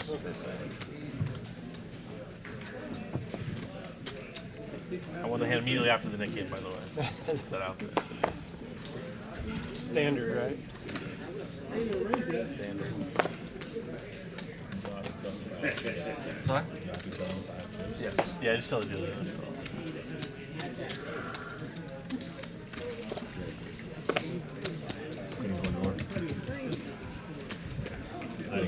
All right, so it's a raise to 300. I'm not sure if Yacht Club quite knew that that had happened. He looked like he threw out calling chips for the 100 and realized it was 3, put out the rest of the chips, and Danny got out of the way.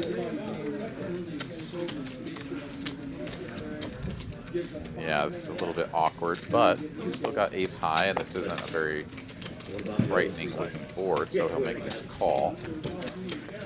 And that is not a good card for Yacht Club.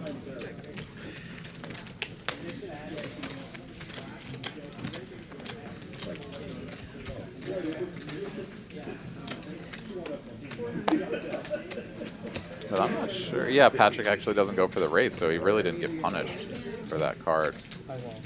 Yeah. It's still not ideal. It still loses the 400 on the end, but yeah, all things considered. No, yeah, he lost the bet there. I thought there was going to be a little more action once that ace hit. Those were 2 very quick checks. Got called. I was like, Yeah, I mean, it was a diamond, so it brought in the front door diamonds. Does make sense. You got to value on yourself. All right, Paolo, 50% of his hands played have made it to showdown. Mo Money has not showed down a hand yet. We'll make sure he doesn't miss out. C6 actually added 5K. And Mo Money is covering his knit button with black chips, perhaps trying to camouflage it.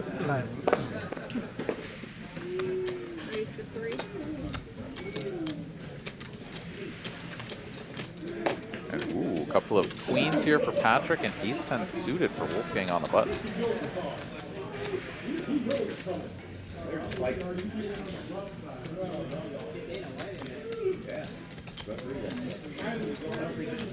So far, I think all of Wolfgang's 3-bets have just gotten folds, but that ain't gonna happen this time. Nope. Got ace king off for the boy. Still running hot.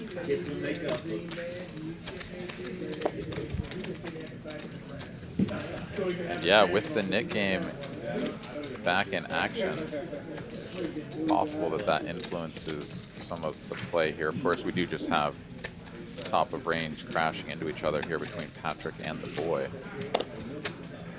Whoa! Queens just hit the muck pre-flop? Are you kidding me? Wow, okay. I was not expecting that, especially from someone who I thought was a really aggressive, or one of the more aggressive players at the table at least. Yeah, I think he just gave a lot of credit to Wolfgang, and like, because Wolfgang's been playing fairly snug, right? So like when he 3-bets and then a cold 4-bet comes out of the small blind, yeah, you're just like, best case scenario, I'm up against ace king, right? And that was the scenario, but yeah. I get that logic. That's still a really tight fold, but yeah. I mean, I get it. Oh, really? I mean, you know that the other person knows that Wolfgang has been playing snug, so for him to come over the top of the raise, I mean, it looks really strong. Yeah, strong. Yeah, and I mean, we have the benefit of seeing the cards, which of course makes it a lot easier for us to be like, whoa, big fold, but yeah. Well, I mean, anytime you fold pocket queens, it's a big fold. I mean, very rarely. Have you ever folded pocket kings pre-flop? No, I don't Yeah, think so. yeah. I don't think so. I've been in a few spots where I wanted to and was pretty sure I should, but I still called anyway. I don't know if you saw that hand with Mariano where it was aces versus kings, and the final person to act on that hand, you know, with the kings, I think that was a clear fold, you know, in that situation. But you know, that's a situation that I've never been in. Yeah, for but sure. So you know, it definitely happens where kings are a fold, but hasn't really come across for me yet. Brian Locke in the chat says maybe a reader error. I don't think so. We didn't have any cards sort of like grayed out or blacked out, and that's usually when we get the misreads. I think that was just a legit fold of queens, given the dynamic between Wolfgang and the small blind. I think that was just sort of playing to the dynamic there. And I think that that's true. I do think that your best case scenario is that you're up against ace king. Yeah. From one or both of the players. I've been in that scenario with queens, and that's what's going through your head. It's not easy. Yeah, I mean that was bang on the spot that I had earlier today. It was an under the gun open, guy in middle position 3-bet. I cold 4-bet from the from the blind with pocket queens. Under the gun guy goes all in. Next guy goes all in, and I'm like, what the hell is this? But I called it off, and I was against jacks and ace king, so I was actually in a brilliant spot. Yeah. And that's that's just as possible as the the hands that crush you, and I think that's why you just have to hate it and then call anyway. You know? Until they run out. Exactly. Go crazy. All right, Yacht Club getting frisky on the button. No money out of the big blind, going to squeeze this up. And he'll get the job done.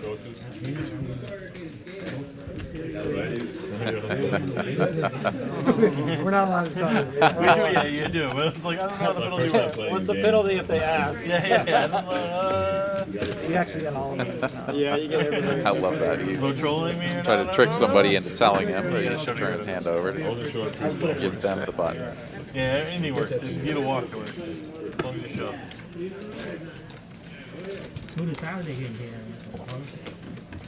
That's the last one in. Raise took it down. Jay Stevens here in the chat says he also shrugged after folding like he made a bad play. Oh, sort of going back to the fold of the queens. Yeah. Yeah, I mean, it feels gross, and especially on the live stream, right? It's not like you just get to fold and then like nobody ever knew, and you can just kind of like shrug it off. Yeah, don't tell anybody. Yeah. Hello with kings, and this is the second time he's had kings. Yeah, this is early position as well, so a lot of players to get through. And Yacht Club getting frisky, ace deuce off, and Paolo is licking his chops over there. Not a hand that I like to get frisky with. Yeah, if it's suited right, you can take some of those wheel aces and get them in the mix, but ace deuce really plays quite poorly. So yeah, certainly the offsuit variety is not going to be a high frequency play. Sevens go by the wayside and back over to Paolo. Now, sevens I can see throwing in a call. Not to second guess every single play, but I mean, yeah, you throw it in there, do a little set mining, get out your pickaxe. Yeah. But we all know what would happen if he had. It would have been setting the 975 on fire, because Paolo is absolutely coming in for another bet. 4-5 look at a 5-3. Two all in. You've been 5-7.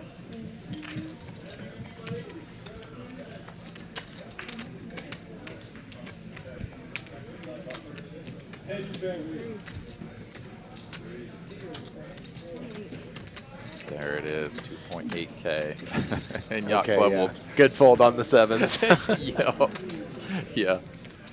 Yeah, that's exactly what he's thinking. JD's like, oh yeah, no, we didn't have any part of this yet.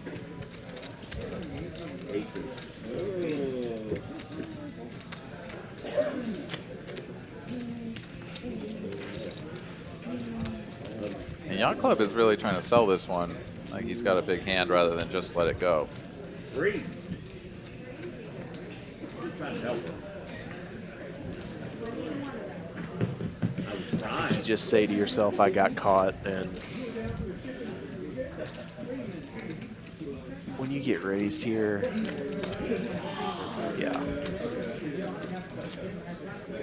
Yeah, maybe trying to pick up a little bit of a live tell or something there. Not exactly sure, but yeah, I think. Twice. Nice hand. Well, he gets shown the king, so he's like, oh yeah, oh yeah. No, that was real. Yeah, a few live outs. That'd be such a nasty beat too. Like Yacht Club just like YOLOs it in. Paolo snaps it off, and there's just an ace in the window. You're like, are you kidding? I had a guy the other night call me blind all in pre-flop. I had kings, and board runs out an ace, and he goes to me, what do I need? And I go, you need an ace. And he turns over one of his cards. That's an ace, of course. Oh my God. Yeah. That's gross. But you love the action. You Oh, know? yeah. I mean, you can't complain about that. No. Yeah, I'll take it every time. Absolutely. All right, Danny here, ace, queen, O in the cutoff. Makes it 300, and once again, the jack 10 suited for JD.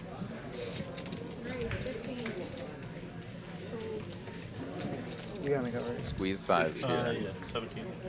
of 5x.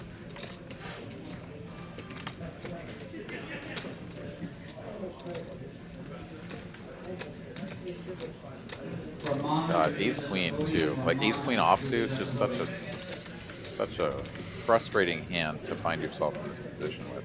Yeah. You don't want to fold. You don't really want to raise. Yeah. I mean, you call in position. You flop a gut shot. Middle pair here for JD. Gut shot of his own.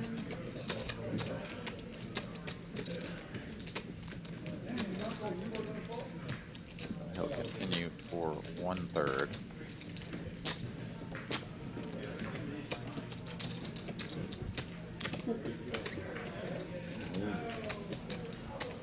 And this is really just kind of a gross spot. Danny is going to have more of the queen jacks, so he can actually think about continuing and potentially repping, the flop straight.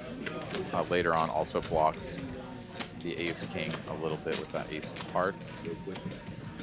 Does make the call.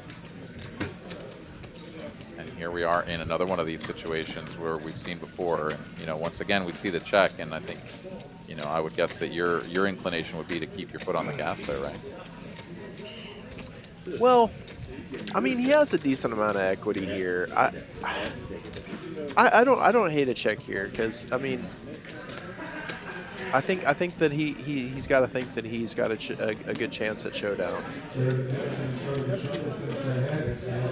Yeah, and especially now that Danny checks it back. Yeah. Yeah. Well, yeah, definitely now. But in the other scenarios that we were looking at, I think there wasn't as much equity involved. I think Jack 10's fine for a check there. Mm-hmm. Yeah, because you can check call, and all day because you've got that gut shot to the king high straight and everything. Yeah, no, makes a lot of sense to check there for sure on the turn. Checks the river as well, and Danny is now just on nut no pair, and 5,000 in the middle. I mean, if he has king queen, if he has ace king, he's certainly going to be betting, right? I mean, every once in a while. Oh my gosh, he goes for the 2x over bet. Hey, if you're gonna do it, I like that. JD is like, whoa, bro.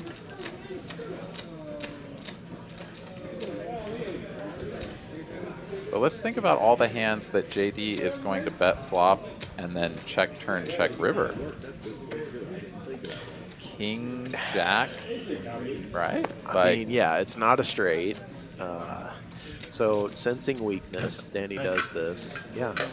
I mean, yeah, but JD, he's like, my hand's just not quite the right combination, even though it's like gonna be one of my better hands that I'm gonna play this way, all things considered. I mean, I don't know.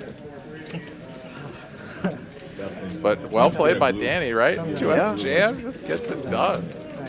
It didn't have to sweat it for too long. Like JD immediately didn't look comfortable. And, that's the exact type of hand that just can't call that. And I like the sizing, honestly. Polarize yourself, and then next time maybe you have it, and he gets sick of folding, Yeah. That was sick. Danny came to play. Go for it. I gotta go for it. Nice. You didn't snap fold, I got really scared. Huh? When you didn't snap fold, I got really scared. That's why did the call? Yeah, I wasn't sure if I should be doing that, but I did it. It's too late now. I love that.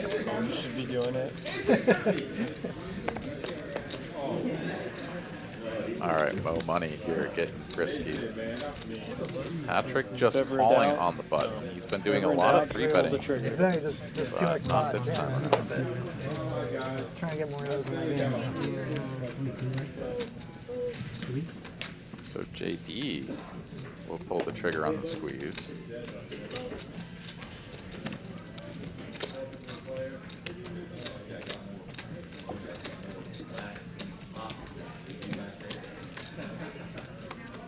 And yeah, Mo Money, he'd already gotten rid of his nit button as well, so that's a pretty loose open from the cutoff. Trying to make something happen, I guess. Yeah. You put Patrick and JD and Ram to my left. Yeah. I'm going to throw away much better than 9-7 off, I think, there in terms of my opens. But Mo Money, more power to him. You know, love to see it. Patrick releases the best hand, and JD will turn over the ace-10 suited. Heads up. Okay, are we down to just 2 players? I think I heard someone say heads up, so it's Yacht Club and... Oh, is it just me and you left? Oh my god. And Wolfgang? Down to JD and I last time. Yeah, Yacht Club and Wolfgang. Hey, if nobody wins by the end, it's a draw. I mean, it's a wash. Right? If nobody wins by the end, there's still 40 minutes left in the stream. If those 2 guys don't win a pot in 40 minutes, I'm going to be upset. If no one wins, they split it. The double shame. And they get shamed. They should both have to pay if that Sorry, happens. we're business partners. I like it. Yeah. Take it easy, man. Take it easy. Take it easy. Yeah, the total addressable market you got business super good. Playable hand. Hey, Danny, he's Darius. Let you go for it. I wish you luck. Yeah, go for it. Ooh, pretty hand. I like that one better. So we're dealing in a small family and friends business where we can all make money, even though it's Wolfgang with a playable hand as well, and yeah, when you've got nit button, this is the sort of hand you'd like to see. So he'll complete, as will the boy, on a pretty hand of his own. So a lot of big Broadway cards represented here, 4 ways. And it comes middle of the deck, of course. Club flush draw, 2 overs for Mo Money. Really not a whole lot here for anybody else. Thank you, Izzy. Ooh, he checks there. Yeah, I bet Sure about that. Thank you, Izzy. Oh, I mean, there it is. Just thrill it, why not? Wow. You just hit a straight flush while you're at I it. got a mango too, right? Yeah, the boy improves to a pair, a top pair. Yacht Club up and down. Okay. Probably helpful. Some possibilities for Mo Money to get paid a little bit. But it's Wolfgang betting here. Understandable, he's got the nit button. I mean, yeah, his hand has no equity, but maybe everybody just folds. Do you trap or? Well, he's in position, so yeah, I think calling makes a lot of sense there. Yeah. I mean, if your opponent does have something like a straight, they could value bet Brick Rivers. Obviously, that's not a Brick River, but you know, they could value bet some Brick Rivers and you can get that extra value. It's not a terrible card for Wolfgang to bluff. I mean, if Mo Money was just staying in there with top pair or something. Yeah. Yeah, half pot sizing as well. He's gonna fold out those 1 pair holdings for sure. I mean 2 pair with the 7s on board, of course, for all those that would correct me. But even if you just hit trip 7s there, you're not liking it. But I don't think you're folding for half pot, right? It's definitely targeting just like a 9 or an 8. And yeah, it's the queen high flush instead. So Wolfgang will be like, oops, but I tried. Saving me. Yeah, Yacht Club sweating that one more than anybody else, but he is still alive. Mo Money will move into positive territory there, up to nearly 1.4K. Yeah, thank you so much. Just got money fight. So do you dabble in PLO or any of the other games? I've played a decent amount of PLO, mostly online, but I don't really play it up at TCH much. It's just, I try to just stick with my strengths, you know, and I'm just a hold'em cash player for the most part. So I've been just really trying to focus on one thing and really improve my game there. But yeah, I play a little PLO, with some people that I know online. Mm-hmm. Yeah, I have been dabbling a little bit in PLO tournaments because they're starting to become a little bit more popular, and I really love playing tournaments, so that's been fun. And then also we've been playing some Deuce to 7 single draw, no limit, which I don't know if you've ever played that game, but that is don't think so. So No. much fun. So it's a low ball game. Are you familiar with the game at all? Like not at all. No. Okay. So you're trying to make a really shitty hand. Like the best possible hand is 2, 3, 4, 5, 7. Okay. So you're playing for the low. Yeah. Okay. It's so much fun.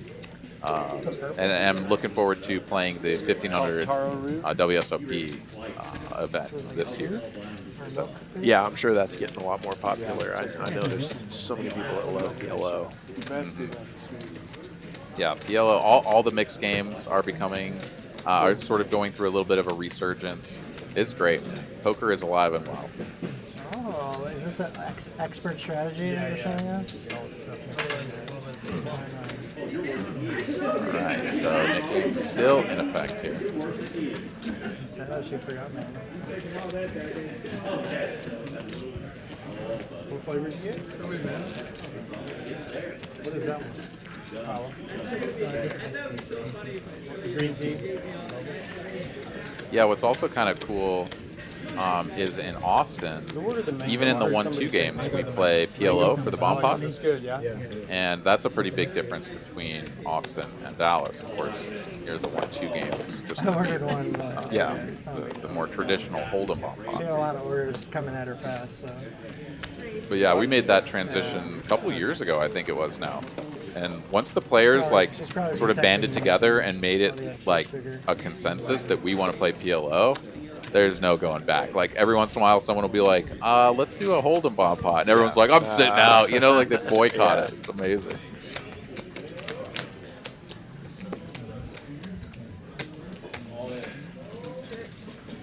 Nice flop here for JD with the pocket eights. LB Coleman got a table share of his Poker Room's Bad Beat jackpot for 5K. Awesome, man. Good job. Congrats. I was in, I think it was the Orleans out in Vegas. And they had a bad beat going on, and they did a room share. And at first I thought, cool, because it hit while I was there playing. Turns out it's really annoying because it was like $172 or something. Yeah. And it took forever to get it because they had to go around and get everybody's information and verify everything. Like it was the most obnoxious thing. You had to go back the next day to get your payout.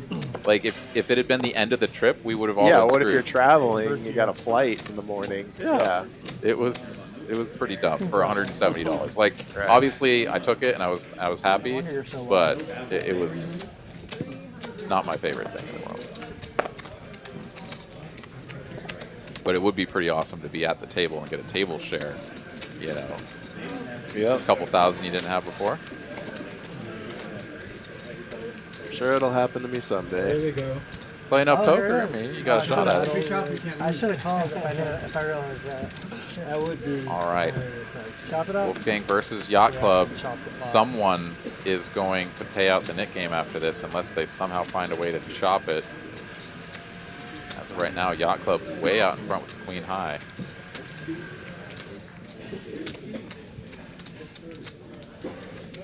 German moneymaker with a needle at JD. I love it.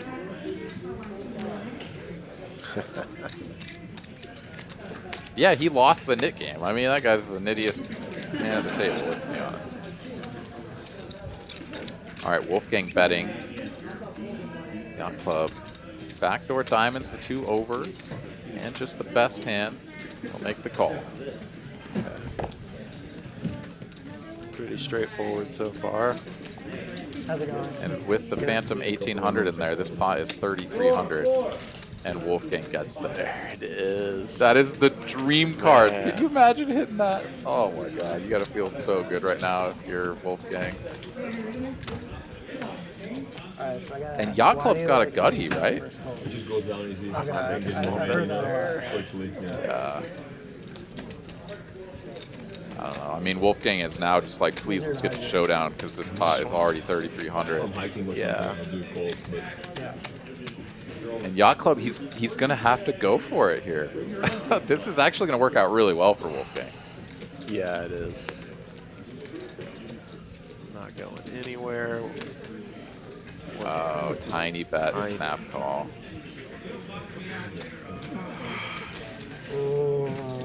Yeah, I mean, I guess if Wolfgang really does just have like king high there, he is going to be just like really 475 or whatever that bet was, but that's pretty much the only hand that's holding.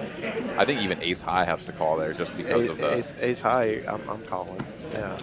Yeah, 2 paired board. I don't know. In any case, Yacht Club is going to pay out the Nick game here. As the stack of black chips go around the table. Sick turn. Sick turn. And number 87 with half an hour left in the broadcast.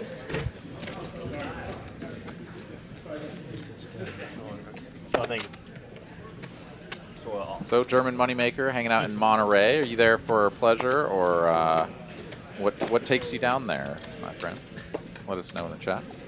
I bet he's playing down there. Can't help himself. Heck yeah. Maybe doing some international tournaments.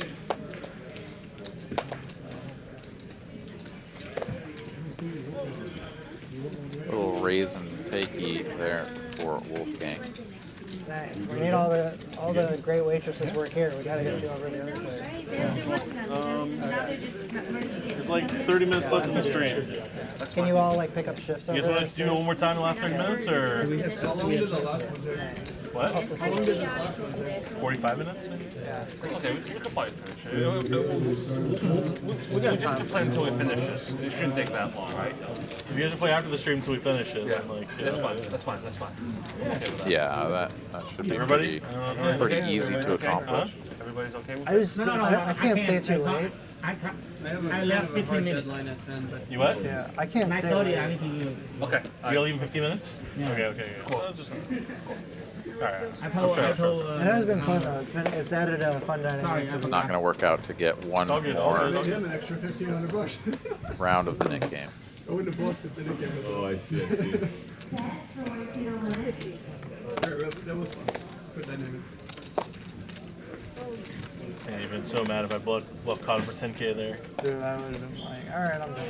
Oh, and then I gotta pull up money for the next You game. already got paid out. This is Yeah, good. hand me and you, I had Pocket queen? Yep. I thought you had jacks. No, the one you ace jack. When you had ace jack, Oh, okay, yeah. When you rate 19. Yeah, I would have got there. there. I would have got there. I don't think so. If I do, I pop on the hip flop. Yeah. Yo, definitely. Turn. It starts at 5:30, 5:45. There's a king out there, though, right? It's like 4 hours, so it's usually like 5:30 to 5:45. I'm gonna have a lot of kings in there. So. We started a little late today, so Still falls in the long run. it might run late, I'm not sure. You played good against me though. You checked back the 10-7. I was gonna check raise you there. When I rivered a full house. Oh yeah, that was a wild hand. You got good value on your jacks. I had ace-7 out of spades. So I had flat top pair. and Lovely then hand flush here draw. for Yacht Club in the cutoff. And your jacks. The $100 straddle.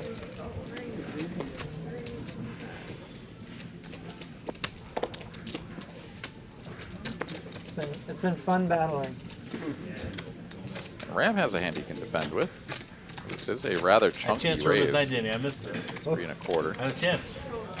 I've bluffed into JD before where I thought you might have been like slow rolling again because you missed it the last Wow, what a time. flop too.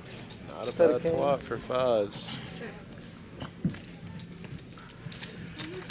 I know he's protecting his second range, but I still. Ace is certainly in his range. I had the hand I wanted to call with. I've been to Houston. Ball continue though. Ram will come along, and he sees a 2, a 4, or a 5. Things could get a little bit interesting, but instead it's a jack of diamonds. Yeah, I did go to a very Asian place. Like an Asian area. I don't know what it was called. Yeah, that's all it is.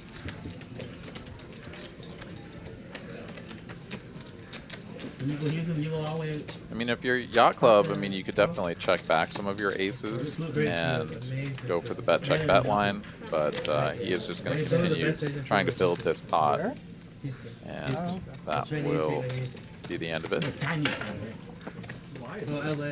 LA, San Francisco, and New York, Chinatown. Yeah, I think just try to get a call from non-believers. Yeah, but certain Those pair boards, sometimes people just get sticky, thinking, Now Houston, people from no way, you just hit trips here. Yeah. Yeah, California are coming to Texas and Florida. Like, this is a big city, but the Chinese are pretty great. So Patrick's still stuck the most here, down 11K to work his way out of the hole. Yeah, we had those hot pots and really good. What I do is I follow Wesley. You know Wesley from Hustler? Crypto guy. A lot of raggy hands hit the bin here. Very wealthy Asian guy, and he does these really cool hot pots in like expensive Asian places, and it's probably gonna be very good for you. If I screenshot that, I'm gonna go somewhere. That way, when I go back to LA, you know where to go. We'll play another battle of the blind and straddle. You see those? King 5 versus He has Queen like some Jack. guy, like Chinese guy, like come and like make like Chinese barbecue in his house. Like, so And wow, what a flop. King high straight here for Ram with a queen high flush slash straight flush redraw. Top pair for Paolo. She plays here sometimes. She plays here a couple times. More than a couple. That is an action flop, but you can't feel too great about At it least. with just At least. a king. Couple plus a couple. Trash kicker. Couple plus a few. Yeah, yeah, it's a very dangerous board for sure, but at the same time, I mean, had that been just like a 3 of spades and some other crap, I mean, you know, you could definitely. That's a relief for Paolo. Cheers, Danny. Cheers to your free beer. Yeah, he feels like it's a bad card, but it's actually really a good one. Shut down the office, you know. Still for 600 though, I mean, even that price might be good enough to call once more, so he will lose at least another 600. I don't worry about it. In the morning, I don't worry about it. Oh no, wow. And check in and check out. Just keeps getting better and better here for Ram. Now he knows that he has the best hand.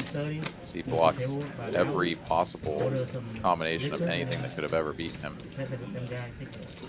Has the stones. I think you just go for a big bet here. Oh yeah. Oh man. Yeah, try to get paid by that jack of diamonds, or maybe even an 8 of diamonds. That's just like, what? Doesn't make any sense. Hell, any diamond higher than a 3 could conceively be like, Exactly. What Yeah, are you doing? You gotta go for it. You gotta go for the large size. Yeah. Man, I love it. Dude, that overbet has become so much more popular even in the low stakes games. Yeah. They usually just have it. Like, I don't see a lot of people overbet bluffing, but man, that bet has really come out of the woodworks in terms of like the frequency that I see people playing it in just like the regular games, you know. There's a lot of people touting it, you know. I mean, people are just going by what, you know, the thought leaders tell them for the most part. And there's just a lot of people touting the advantages of it, and it's going to leak out into all stakes because they're all watching the same stuff for the most part. You know, Jonathan Little, you know, my favorite creator. I mean, I just watched a video of him talking about different situations where you want to do that. So I'm going to be incorporating it more and more. Absolutely. I think there's a lot of merit to it in certain situations. You know, the hard part, especially for more amateur players, is learning to identify the right situation. You know, just knowing that that's a good play, and sometimes doesn't mean that it's going to work out for you if you don't play it in the right spots. Yeah, absolutely right. And we got a set here. Yeah, and the queen high flush draw for Ram is certainly something he can continue with. Picks up a gutty to go with it, so 25% equity here for Ram. See how big Patrick goes now. What? 900, maybe 1,000. 1,000 it is. I'm playing the stream game right now, so I don't really have much time to talk. Yeah, Ram gonna go for the check call. A little bit awkward out of position. And bricks it out. Full house now for Patrick.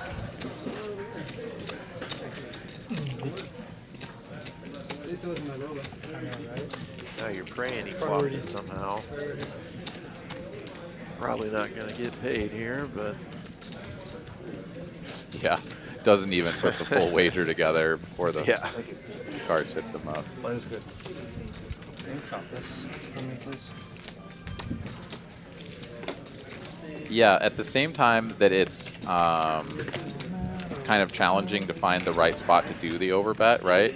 There are other times too where maybe you're in a spot like that where you river a full house and it feels like you should go for the big overbet because you're sort of at the tippy top of your range.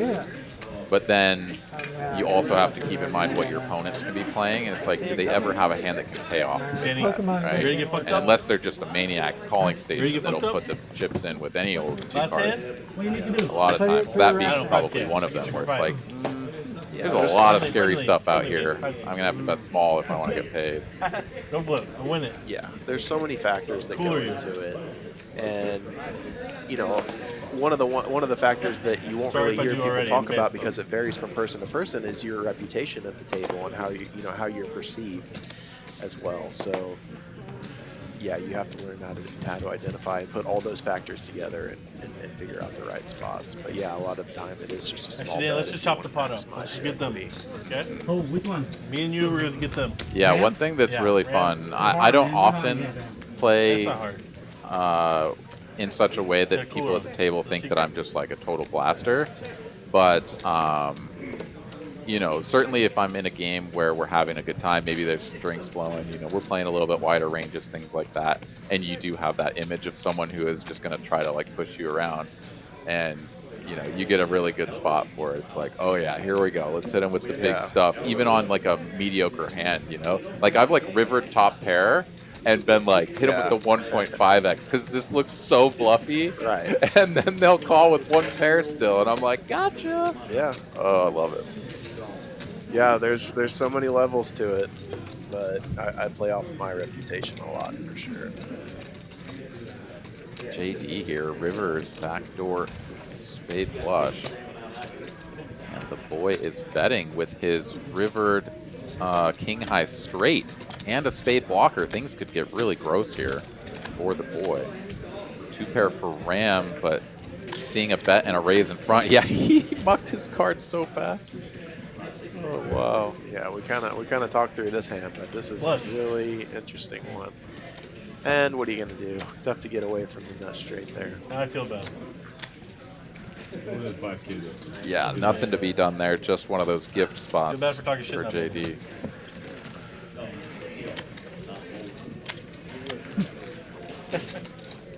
Just will it into existence. Babe Ruth calling a shot. You'll feel less bad when he's 6 around and plays a couple more hands and doubles up All before right, he goes. JD, 26,000 in the stack. That man running hot here this evening.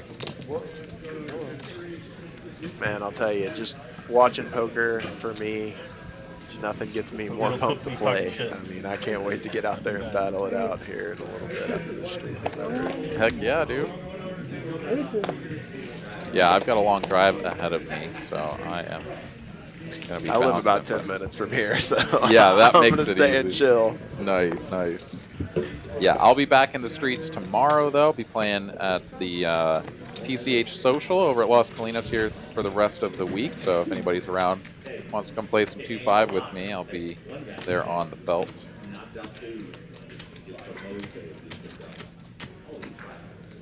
As the boy, it's our first bird sighting, I think. Maybe we had aces earlier, but I think this is it. This is it. This is the first one. Had kings a couple times, but no aces. We got a 2-week delay before the video comes out. 2 weeks. Yeah, big chunky raise here. No chance to get this paid.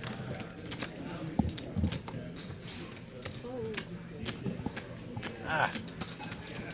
Oh! I thought you were fucking around, Danny. I thought you were fucking around. Not enough to call it. Welcome to the live stream. Shit. You should have. That's what you should have doubled up. That was a big raise. I mean, he was squeezing from the straddle, so it makes sense, but... I thought he was full of shit. I talked shit, and I was like, alright. I was a little tilted. Yeah, right after he lost with the king high straight against that flush, too. Yeah, he made it look tilty. It was the perfect spot for him, but nobody had anything to go with. Yeah. I think you're supposed to rebonus it, yeah. I think those cards. It is nice. I've definitely looked down at aces after getting stacked and just, just shoved. Which two do you want? You tend to get calls there. Yeah. Give you the queen. The first one I looked at was jacks, but one of them felt a little thick. I was like, uh-oh. Well, that one did when I was dealing against Which one of the spade calls are better?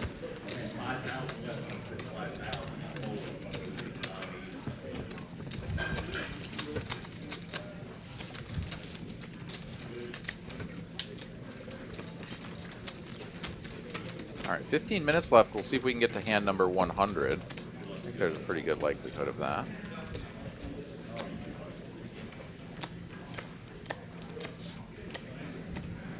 Oh, money has a couple of sevens under the gun.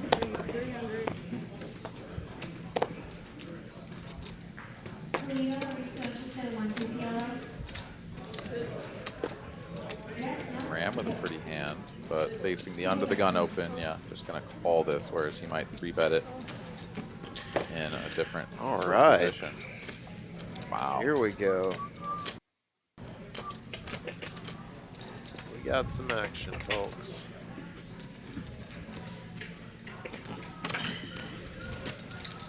And this looks like the perfect spot to squeeze too, because open, call, right? Like, this is just dead money.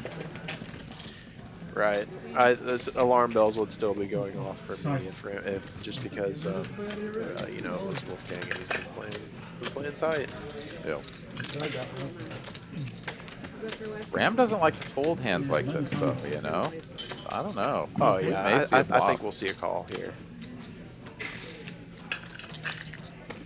In fact, with just the calls behind, Mo Money can reasonably assume that if he calls, he'll set the price right for Ram and Paolo to call, which is not a bad result for him, right? Like, he's either going to hit his set or he's going to whiff, and, you know, that's not a bad spot to be in. But he does let it go. 2 calls would be wonderful for him. Yeah, Paolo out of the way. So just Ram, and he is in a tough spot. Going to need to find a couple of queens, a straight or a flush. And those cards are none of that, but there is a 7 out there. Oh, man. Yeah, what could have been. Oh, that's tough sights. Is an ace-high flop, though, as well. Wolfgang not going to love that. I mean, the implied odds on set mining there.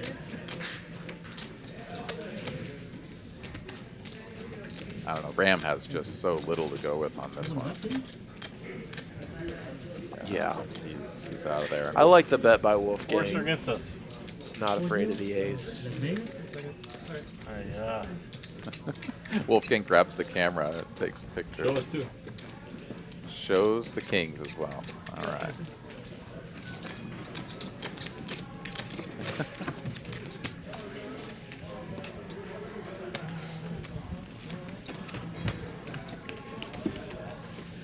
RS Actuary, you have a good night. Take care.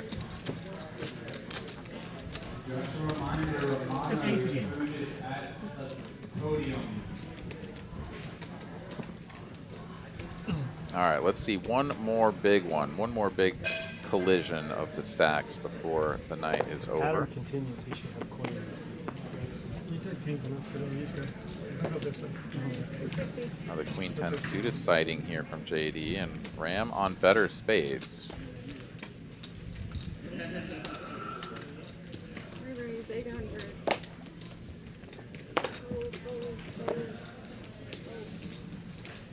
Hands up going to the limit.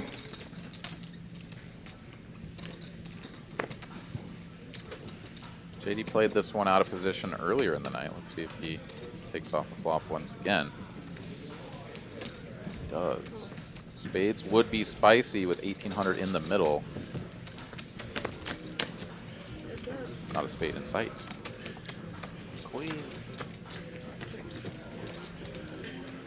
And yeah, it was a queen. It was like basically the same flop where JD had the queen 10 and his opponent had the pocket queens, right? Remember that one? Oh, yeah. And JD had to make the fold on the river correctly to get away from the turn full house. This time around, he's in much better shape. Think a raise is coming. Looks like a call. Yeah, maybe if you have king, queen, ace, queen, you could think about it, but still with the stacks this deep, Yeah, you not a try very to connected board either, so. Yeah, you usually just try to kind of pot control with these sort of holdings, a lot of times anyways. At least that's what the solver sort of prefers. Ram here is not slowing down on a effectively zero Just equity trying club. to buy it. Yeah, no equity. Just let's see if we can buy it. Yeah, one thing that I really appreciate about seeing some of the regular players that play in this game a lot is getting a good understanding of like when people are just gonna like keep going for spots. Like Ram is just always good for it. Like he will run you over, and so you have to hold on tight. Ooh, gives up. I mean, yeah. Well, I think a wise decision, right? I can't say that I wouldn't have done the same, honestly. I mean, you just gotta hope for that fold on the turn, and not bad to just give up sometimes. And with that pot, though, Ram is going to move down to 5-figure territory, stuck 10K plus down there with Patrick. Uh-oh, the dreaded pre-tip.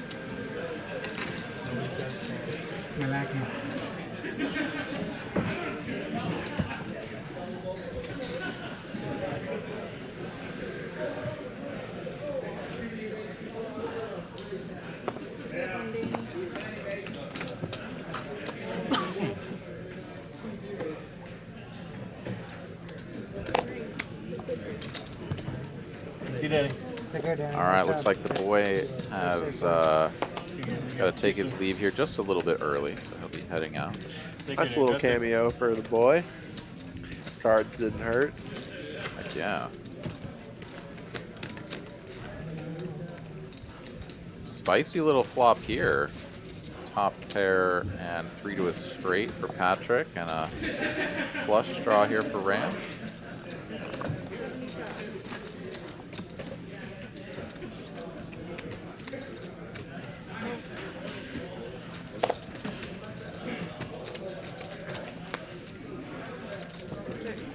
Open-ended on the turn.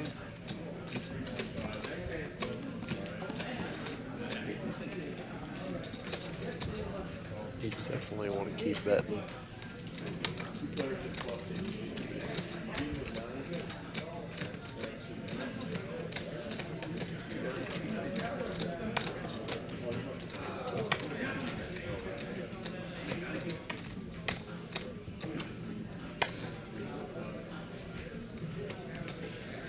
Yeah, a couple of flush draws out there. Patrick not interacting with those at all, so he is going to come in for the raise.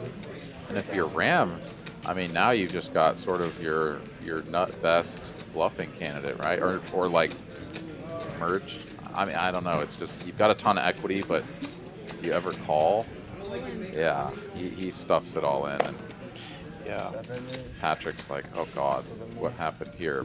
Probably not folding, but this doesn't feel good anymore.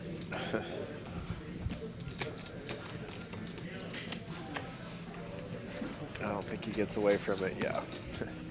But I probably would have Hollywooded a little if I was Ram before I just stuffed it all in. I mean, because it just kind of looks like a draw. There He it gets is. there. He gets there. 8 deuce completes the spade flush. And Patrick, who has already been running bad tonight, runs even worse. And what I meant when I said Hollywooded, you know, obviously he didn't have it there, but I think a lot of times when people just like either snap jam or snap call like that on the turn, it just kind of looks like you're on a draw, and there's really nothing to think about. It's just, you know, you're there to hit a draw, and so that's what I meant. Like, if you had the nuts, you might try to like. Yeah, you'd have more to think about. Yeah. Well, didn't need to think too long and hard about it because he just drilled the flush right there on the end. And Patrick, man, tough spots for that man here tonight. You feel for him for sure, but he didn't come in here to cry over spilt milk. So yeah, last I heard they were like, will rebound. Sure, but still pretty unfortunate run out there. For Well, we him. got our wish though. We wanted one more hand where some money got in. That is for sure. It's big pot, like. Huh? Yeah, you like checkers like 10 on the turn, jam like Alright, 18 raise to 5. 250. Got club gonna 3-bet. Like Daniel, remember the Euro kid who was like sitting there for like afterwards. He's like, I think we're having a game to start the game. I'm like, no. What are you talking about? Low money with those ducks. Like, look at this thing. Sometimes it's just hard to tell how much you have because you have Wants to get in there really and will get in there. Let's go. even Cold calls from the big blind. It's easy to be off. Not off by those average.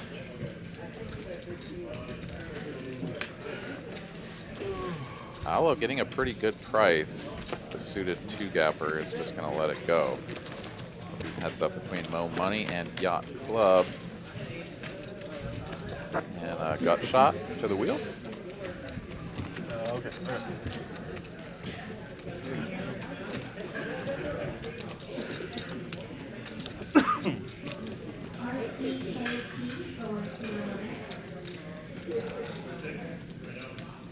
You know, of all the flops that you don't connect with a set, this is one of the better ones. But it still always sucks when you just have a pair of 2s. Yeah. Ooh. Takes those 2s, turns them into a bluff. I think 2,000. I'm not sure if that unequates me. It'll be more money or more money, more problems. Ooh, gets it through. And yeah, I mean, what do you do if you got 10s? You're like, dude, you don't get to check raise me on ace-high boards very often, but like, I'm also just not going to continue with my 10s. So well played, Mo Money. One more hand in the flip. Perfect. Perfect. Yeah, it's always super weird when someone check raises you on a board that's just like so totally yours from your range advantage, and you're like, what are you doing? But also, I don't really want to put that much. I don't want to put that in. I'll take the flip. Yeah. I say before the flip. I'm the flip. Yeah, they're just kind of like looking you straight in the eye, like, yep, I just did that. What are you gonna do? Yeah. I know I wasn't supposed to. Yeah. My favorite is like when I'll be playing 1-2 or something, and it'll just be like this brilliant like ace king 4 flop, and the guy that called me from the big blind like leads into me for like quarter pot. I'm like, dude, you don't get to do that, man. Yeah. He probably has a set. No, they always check raise the set. The guy's always got a dusty ace or like Jack 10, you know, just like every time. So I always just fucking hit him with the raise right away, no matter what I have, and then just play it from there. The unstuck usually flip. works out pretty good. This is 500, just a PLO flip. So we are not quite going to make it to hand number 100. We're going to do a PLO flip here for our final hand. And that is going to bring us to the conclusion of the evening. Do you want to thank all of you guys for tuning in and hanging out with us this evening? And thank you to you, Kyle, for hanging out with me. This has been a jolly good time. I've enjoyed pulled 100 for yeah, doing thanks, the commentary. man. Yeah, my first time commentating. The commentator. It was good. I think it went well. From the table, basically. Excellent. Well, let's go ahead and see who ships this last one. We're doing a $500 flip at that. So nice chunk of change in the middle there. Dang. Appreciate you guys very much. Thank you. I can make somebody's night right there.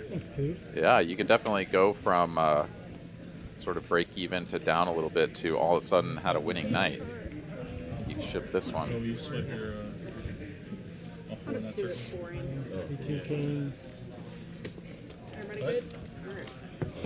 Alright. But I'm gonna win. I got a shitty hand. Welcome dead. 6-4 flop. You gotta make it straight. 6-4. Ooh, Jack Let's nine. Running jacks. Danny pretty pumped about his 8 of diamonds, as he should be. We got a diamond. 6. I got the All right.